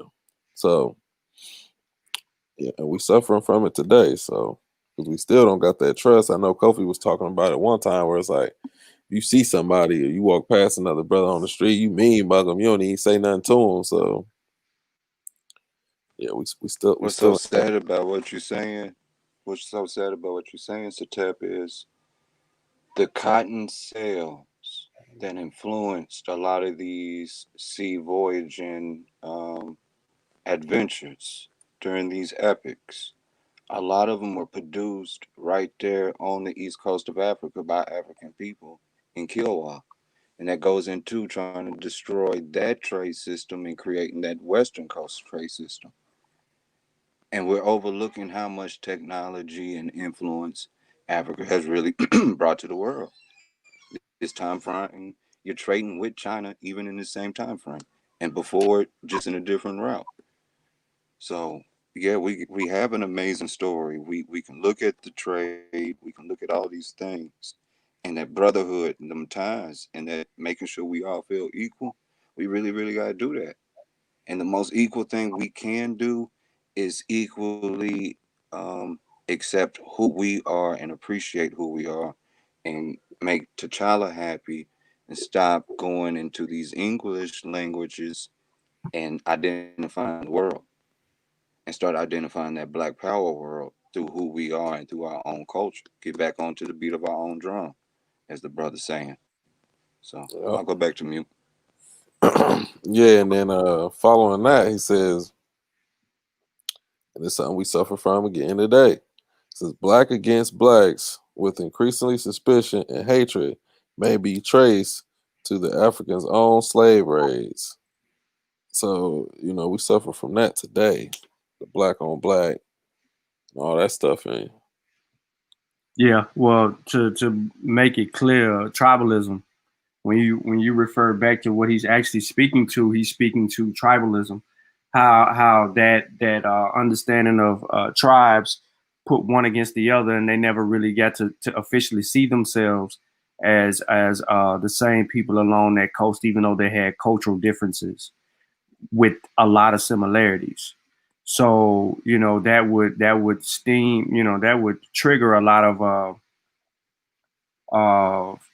of the slave raiding, right? You know, with the coming of Islam into West Africa, we know that that triggered a lot of slave raiding because of trade, because of resources. You know, you had people to convert, to subject themselves to, hey, I can go get you these people, and then I can get you these people as long as you're going to give me this in return. That became a habit of it, not knowing what would happen to those people. But we know that, okay, you give me Islam,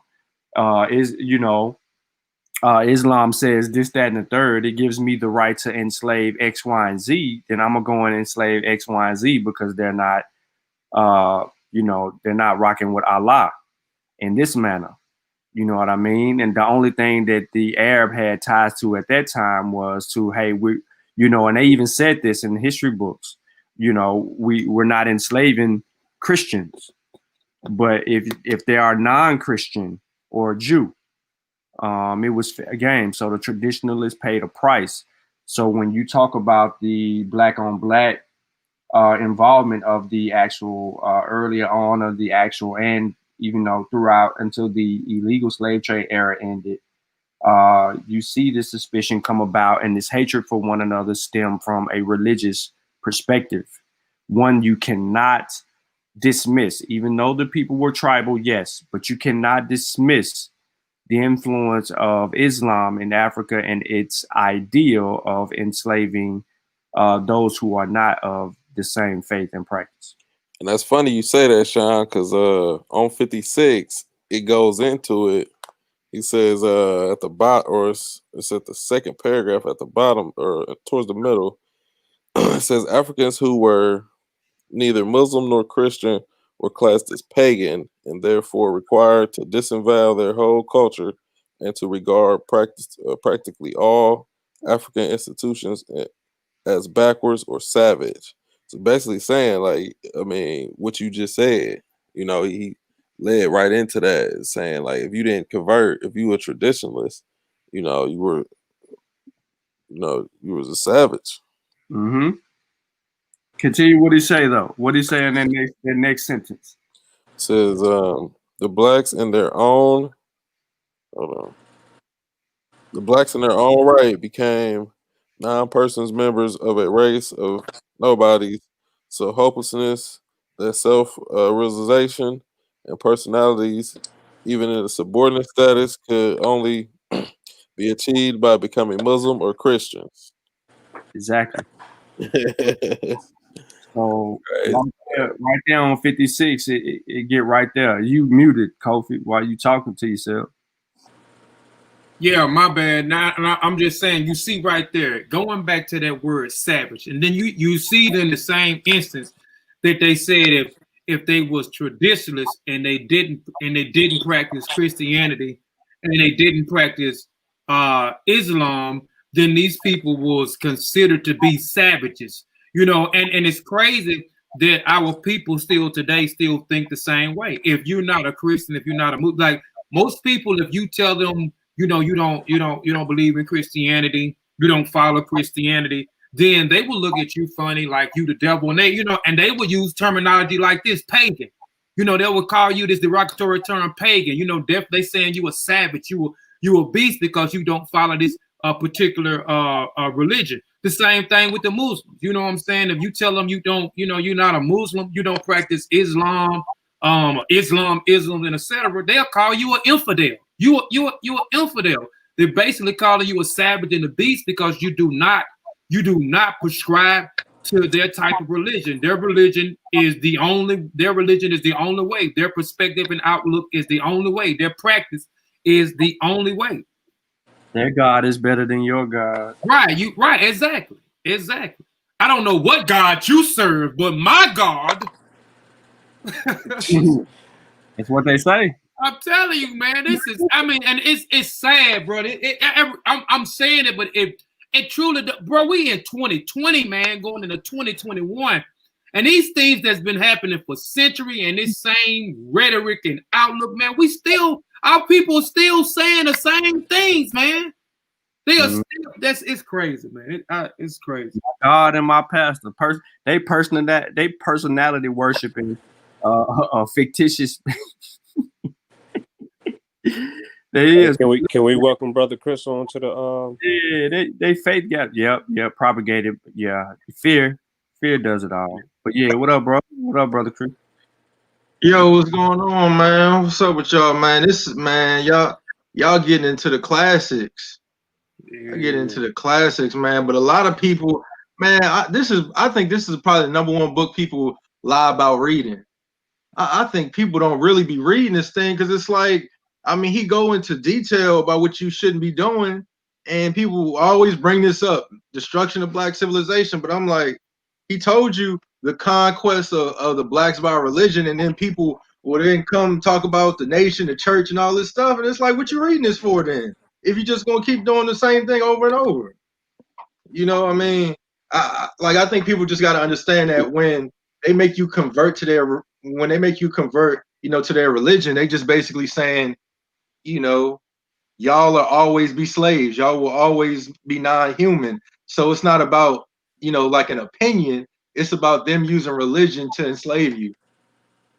Yep. Let me get this in real quick. It says blacks at home in Africa and blacks scattered over the world bore the names of their enslavers and oppressors, the ultimate in self-effectiveness that promoted a self-hatred which made pride in the race difficult. Now, that these philosophical shackles still handicap not only the rebirth of modern African states, but also blacks everywhere should be obvious to all.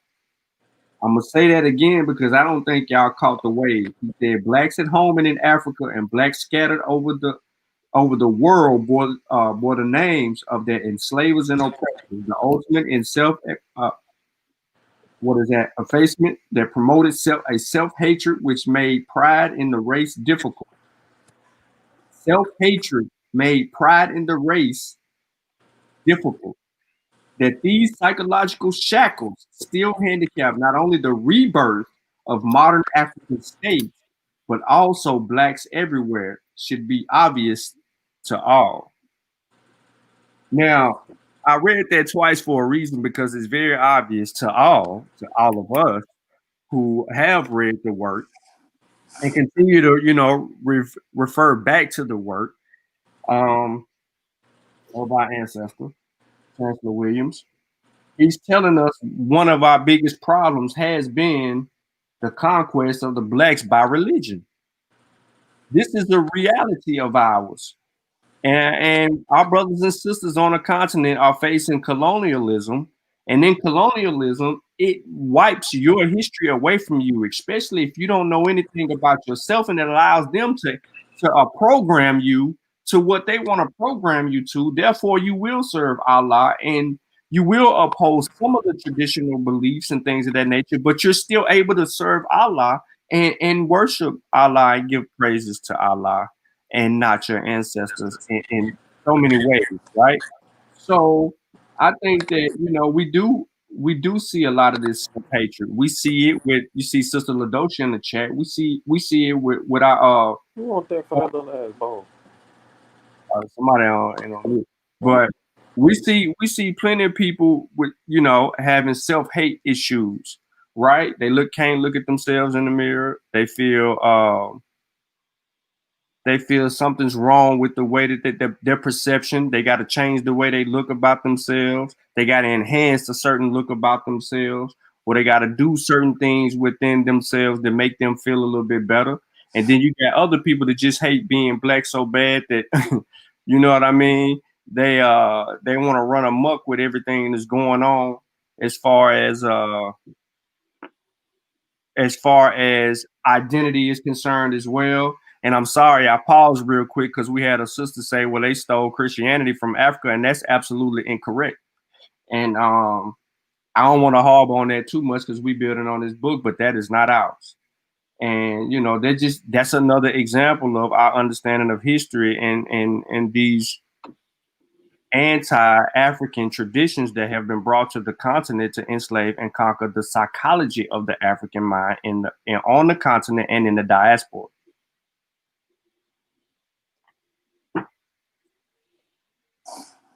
Yeah, man. It's pivotal. Hey, hold on. Hey, y'all be easy now. Come on. We always say, you know what I'm saying? We over here we promote good character now. Hey, that So was a comeback, though. Come on now. Come on. hold on. So I mean, give the sister a break. Give the sister a break, y'all, in the chat. You know what I'm saying? We gotta if we gonna say we African centered. You know, we descend from African. You know, we practicing African culture. Then we have to exhibit ourselves in that way, and we know that good character is cemented in our culture. So you know, I know that's a subject, that's a topic for another day, but just be kind to the sister. Peace, Sister Nikki. We welcome you to Kofi Kofi Piesie TV. So y'all be nice. Hey, Be since nice. I got called to pain, let's play with that. Let's play with that for a minute, though. What was spoken, right? They Man, stole that was a minute Christianity from ago. us. Hey, man, listen, man. Hold on. I just bro. want to do this. I Oh, just want to do this one, just to show something. Just to show something. I'm not talking about an We ain't African. gonna be I'm on talking here about all night anybody either, else. man. We about done. Right. But Get that's on where we at, right? We on the religion part, right? I'm going somewhere completely else with it. Somewhere completely else. What I wanted to say is, what I really wanted to get to, you have to not necessarily throw religion away, but the definition that you're looking at it as, and define your own worldview once again. I was going to go somewhere else and say, you can argue that from a modern day perspective, if you look at how they stole a lot of the African concepts and spirituality in the Christianity history here, your gospel music and all those elements, even how the preacher delivers his sermon, you can see African principles in it and say, well, they stole that from us. But they're still defining what's being dictated on the board. So I think it's more or less we have to get to that level of power in our mental projection of who we are and what we're doing. Hence, don't throw everything away. You just start defining it for yourselves. That's all I wanted to say real quick. Oh my goodness, man. Y'all crazy. Y'all in the chat crazy. Go ahead. Man, go ahead. Go ahead, Chris. Go ahead. Oh no, but I was just gonna say, I think what people got to remember is like we can still play music, we can still dance, we can still do everything we could do that we do in church, without Jesus or without no Allah and all that stuff. I think it would be more fun anyway, because a lot of the psychological consequences that come from believing in Jesus and the unrealistic level of morality that comes with that is hurting us more than it's helping us. So people, I mean, it's a lot of stuff that's already in African culture that we don't need a church to do. I mean, we can have a different building and we can call. I mean, like in Let the Circle Be Unbroken, they talk about ritual drama, which kind of just speaks to being able to come together and sing and dance and eat food and all that. We don't really need Jesus to do that. So it's just important to remember that.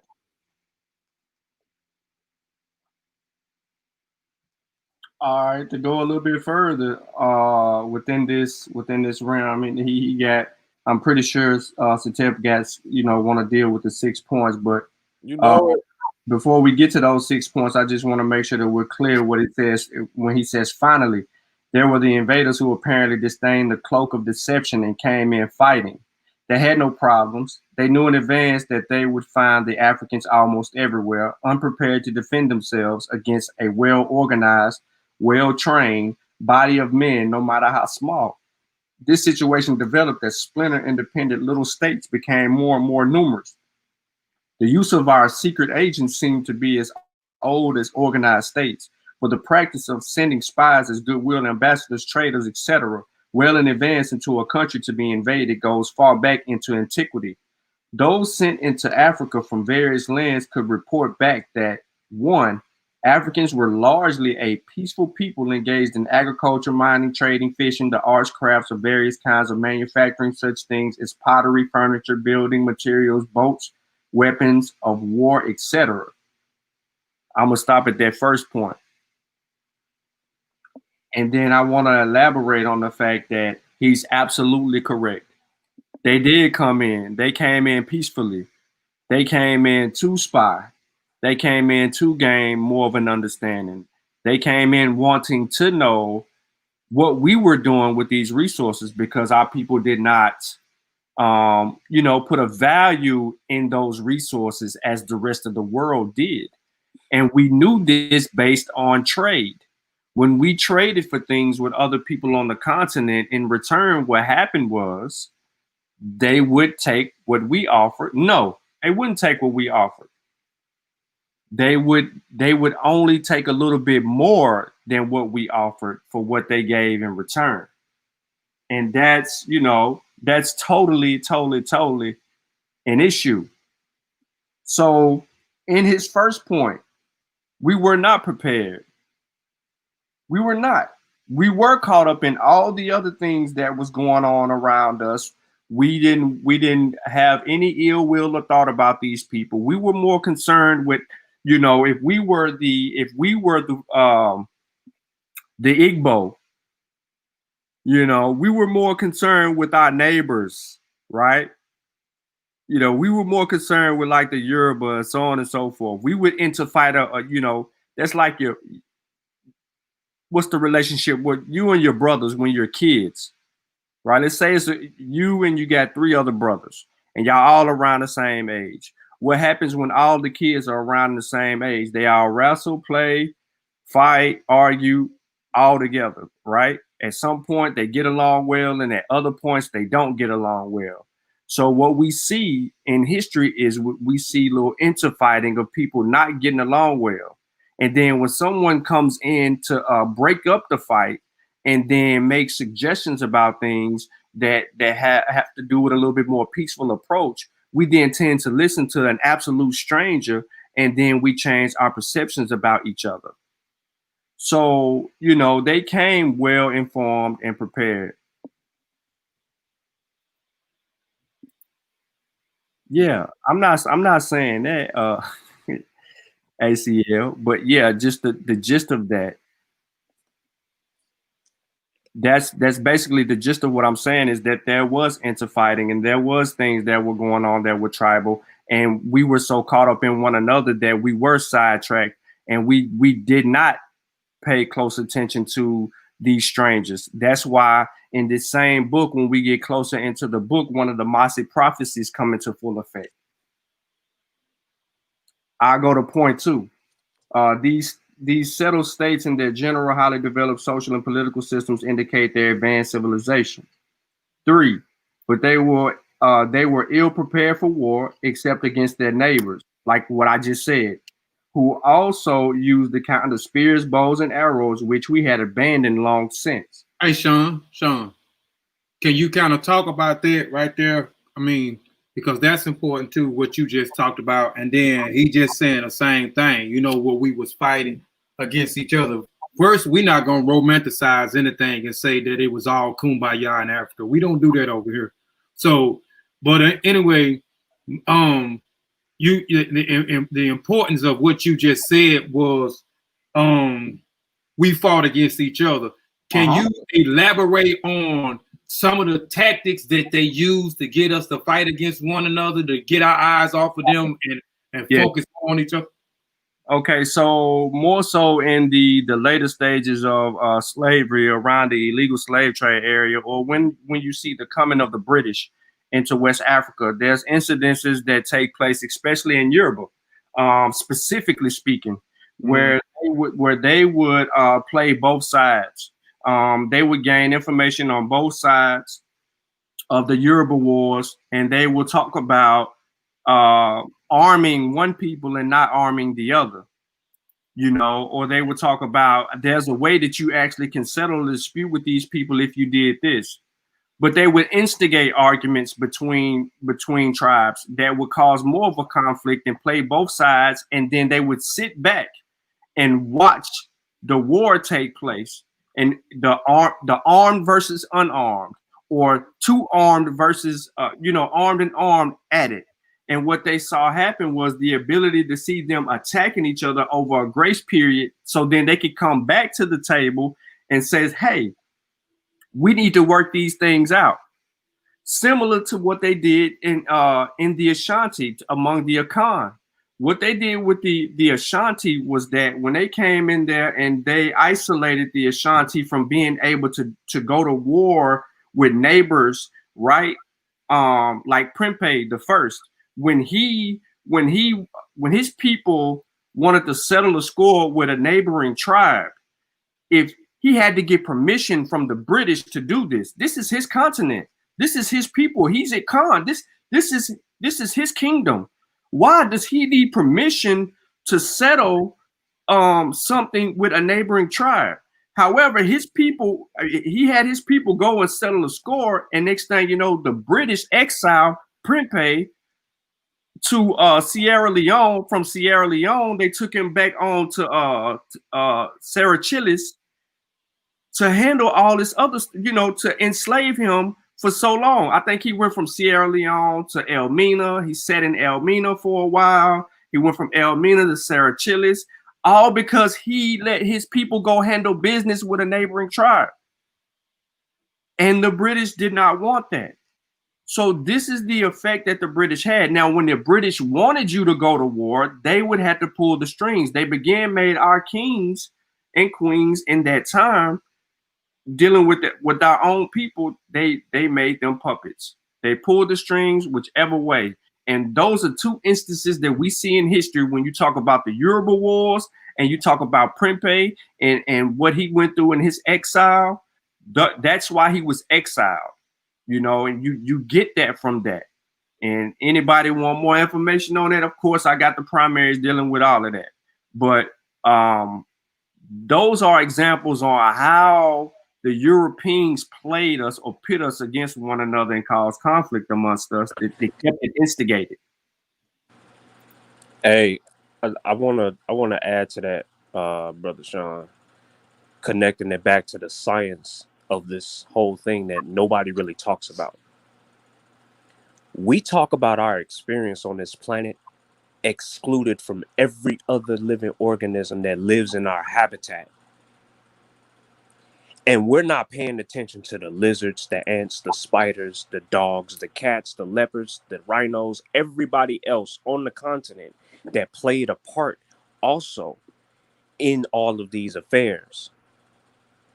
It's like looking at an equation and only doing the left side.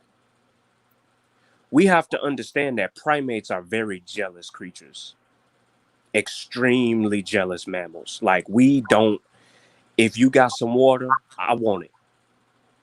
I can't stand to see you have none. Let a brother pull up in the new thing with the new things on with something on his neck. What's the first thing you gonna do? Shoot. Some of us is Ask gonna you say, where you stole it from. there you go, boss. Look. But some of us, you always got the one brother, and he's still our brother who does this. Man, Joe, I should go ahead and, you know what I'm talking about? Man, and you know what he's saying. You know what he's saying.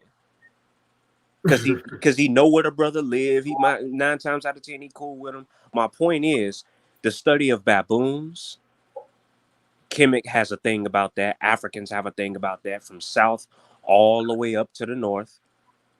The study of every other thing in their environment to help them understand what's going on. I feel that needs to be brought to the conversation when we're talking about all this, because like the resources and everything else, the animals were part of the reason, that they were coming to the continent as well. They wanted everything, as Brother Kofi said. So we need to have the conversation in retrospect of how do primates deal with the urge to want to have something that they don't have. Period. Primates. I'll mute. Oh yeah, but and then I mean it's important that we definitely study, everything around us, from the animals to even just their social interaction. But I thought what was interesting about what Sean said was how the same way they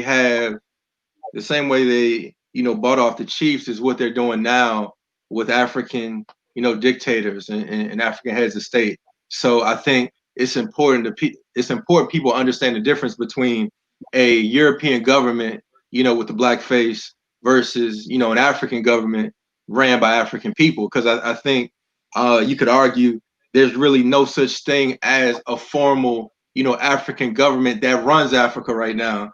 And I mean, that's the problem. You gotta have a government that's ran by your people. You can't just have a black person running a European government, as we see over here, with Obama, didn't really turn in anything. So, it's important to understand that this, like the same way they bought off the same way that they bought off the chief is the same way that they buy off, a president. Facts. That's correct. All right. Now I think we stopped at 3, and then it says at 4. In general, they have no swiftly moving mounted soldiers. 100 of our dashing cavalrymen with firepower could put 10,000 of them to flight. And then on 5, well, let's stop at 4. 4. That the intricate part is basically they're touting their ability to use technology as a weapon for them to be able to advance in these areas, because our ancestors were not armed or prepared to withstand a fight in return. And then it says a 5, they are secretive people. Secretive people. For a while, they're fully aware of the great mineral wealth of the continent. They use it in very limited way, mainly for personal adornment, and have no desire to open up to foreigners for the world commerce that would greatly benefit them. Accordingly, they rigidly limited their trading activities, but mainly because Asians hold all of their sea coast and have them cut off from the world and its trade. So on point number 5, it goes to show that even though we were conscious of our wealth and riches and on the continent, we did not, like I said earlier, see the same value as the rest of the world saw value in those resources. You know what I mean? If you have an abundance of something, for an example, if I all I got is $100, I go in a room and I ain't got nothing but $100 bills in that room, I'm not gonna care about a dollar bill. I'm not gonna care about a $5 bill. That's too small. When all I deal with is hundreds. If I don't have nothing less than 100 and I got a room, I want y'all to fathom that. If all I got is a room,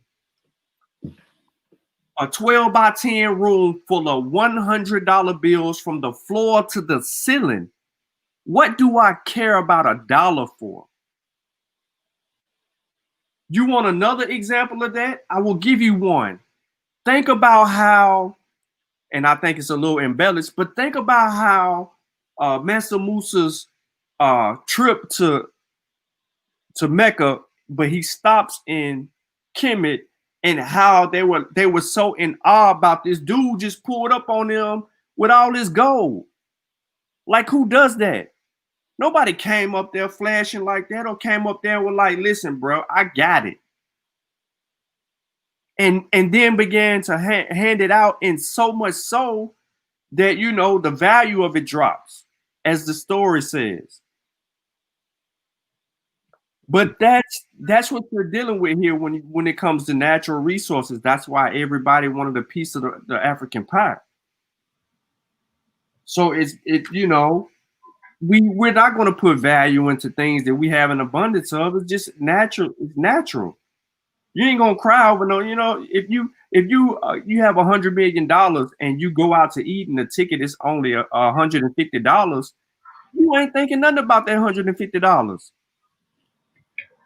It makes no sense to you. I'm cussing. Go ahead. No, I just said I'm cussing. I ain't gonna even hold you. I'm cussing. You cussing over $150? I'm cussing, man. You got 100 million? Kofi. Oh no! I'm saying right now I'm cussing. I can't get 2 of those calorie shells for 3 of these cola nuts. You serious? I can't get 2 shells for 3 nuts. You serious? Man, all right. I see how it is. All right, I'm Well, gone. where we at, Sean? Go ahead and bring us on home, man. All right, point number 6. Finally, the whole of Africa could, with a few exceptions, be progressively taken over simply by picking off one small state after another. For the overall pattern of the continent is one of the most countless small independent groups, each for itself and itself alone. There is no unity among them. I'm gonna say that again. There is no unity among them, even for a common defense, since it is the first duty of each chief to protect his people.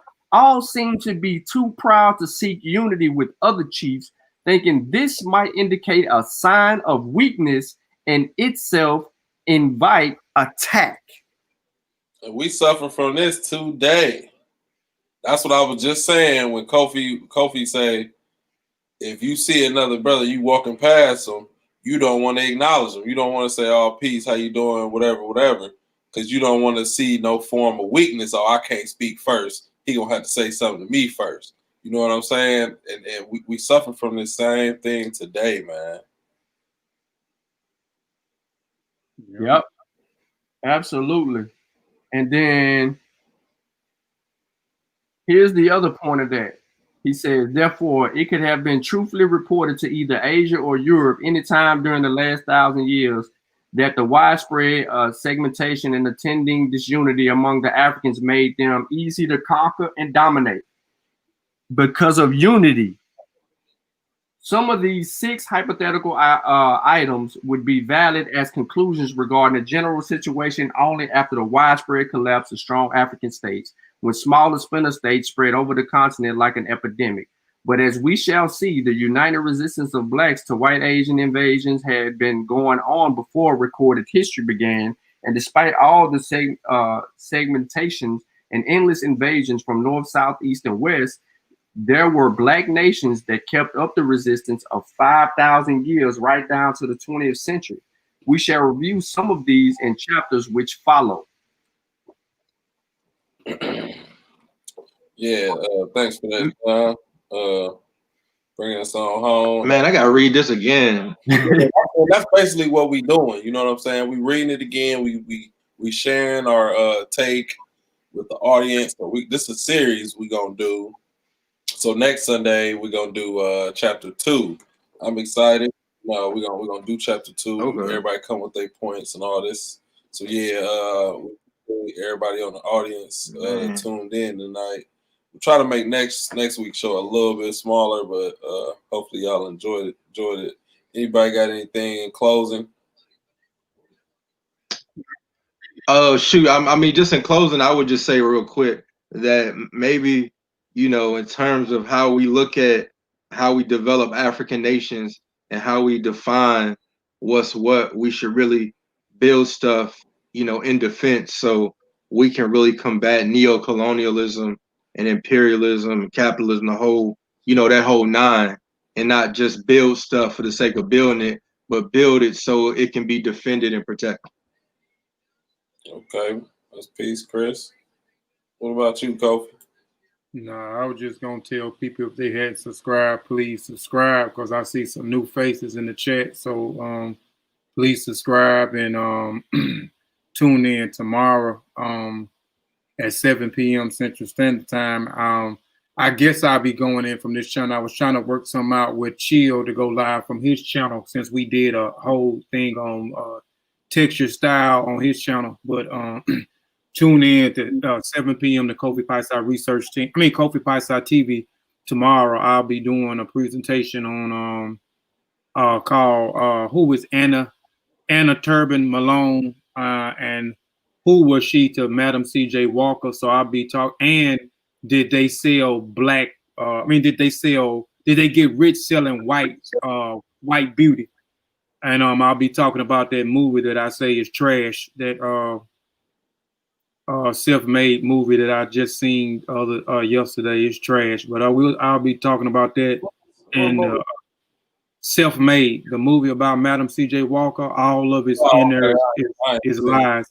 Yeah, it's lies. So, but I definitely want to talk about. I'm gonna definitely be talking about Anna Turbo Malone, because we don't hear too much about her at all. We always hear about Madam C.J. Walker, and nobody, talks about her, who she came before Madam C.J. Walker and actually gave Madam C.J. Walker a job. So I'm gonna talk about all that tomorrow. Even talk about, we're gonna go back into the word nappy.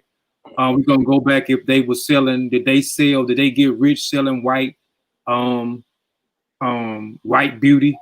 So we're gonna talk about all of that. I'm gonna pose a bunch of questions before I start, and then we're gonna go through those. We're gonna comb through those questions that I pose to the audience. Okay, that's peace. To answer somebody in the chat question, you want to go? I put the link in there. It's KofiPieSideTV.com learning market. So I put the link in there if you need to go in there and get any of our. It's in the description too of this video. If you go to the description of the YouTube video, the link to the learning markets and all the books are in the description. They're also on Facebook. So if you caught this stream on Facebook, it should be in every description that you see on Facebook as well. All right, go ahead, Sean. You can go ahead since you already talking. Man, that's it for me, man. You know what I'm saying? Just make sure that you support our works. We have a multitude of works. We got two, we got Spears of the Mossy Volume 1, from Spears to Pen Volume 2, One Night Before Bed, and Kalawa's Trip to the Motherland. Four of our works. We have more in the making. Stay tuned for that. And we are really appreciative for the support that we have garnered. Thanks to Sister Ladosha and Kevin Chill. Our books are on the continent. We're waiting for Volume 2 to actually land on the continent. I think it's there. Fatu's supposed to go check the mail tomorrow. I have to explain their mailing system. I'll explain it to y'all later. I want to know when they receive Volume 2. So if they have Volume 2, then it's going down. And then it is what it is with us at that point. So we good to go with that. So that means we have 2 books on the continent of West Africa. And that's a big deal because a lot of the work that our brothers and sisters on this side of the continent that has produced and put forth has, they can't say that they actually have work over there. You know what I mean? So it's monumental for us to have built that bridge and close that gap, and continue to work on the things that make it interesting for us with our brothers and sisters on the continent. So that's my piece right there, man. Support, get the book, stay in the chat. We appreciate everybody. All right, who we got next? T'Challa. Yeah, I just want to say that I appreciate the ability to be able to sharpen my steel. This that sparring right here, yo. We all know what we doing. It's a pickup game. Like, we all hoop. So, okay, you know what I mean? Everybody get your man, you know what I'm saying, and get on, play your game. And with this is going over speaking of monumental, works like this ultimately will produce minds like this. And with that, I'll say peace and love to everybody tuned in. We really appreciate y'all. Thank y'all for being who y'all are and believing in us and rocking with us, because without the forest, a tree is useless. All right, Vasa.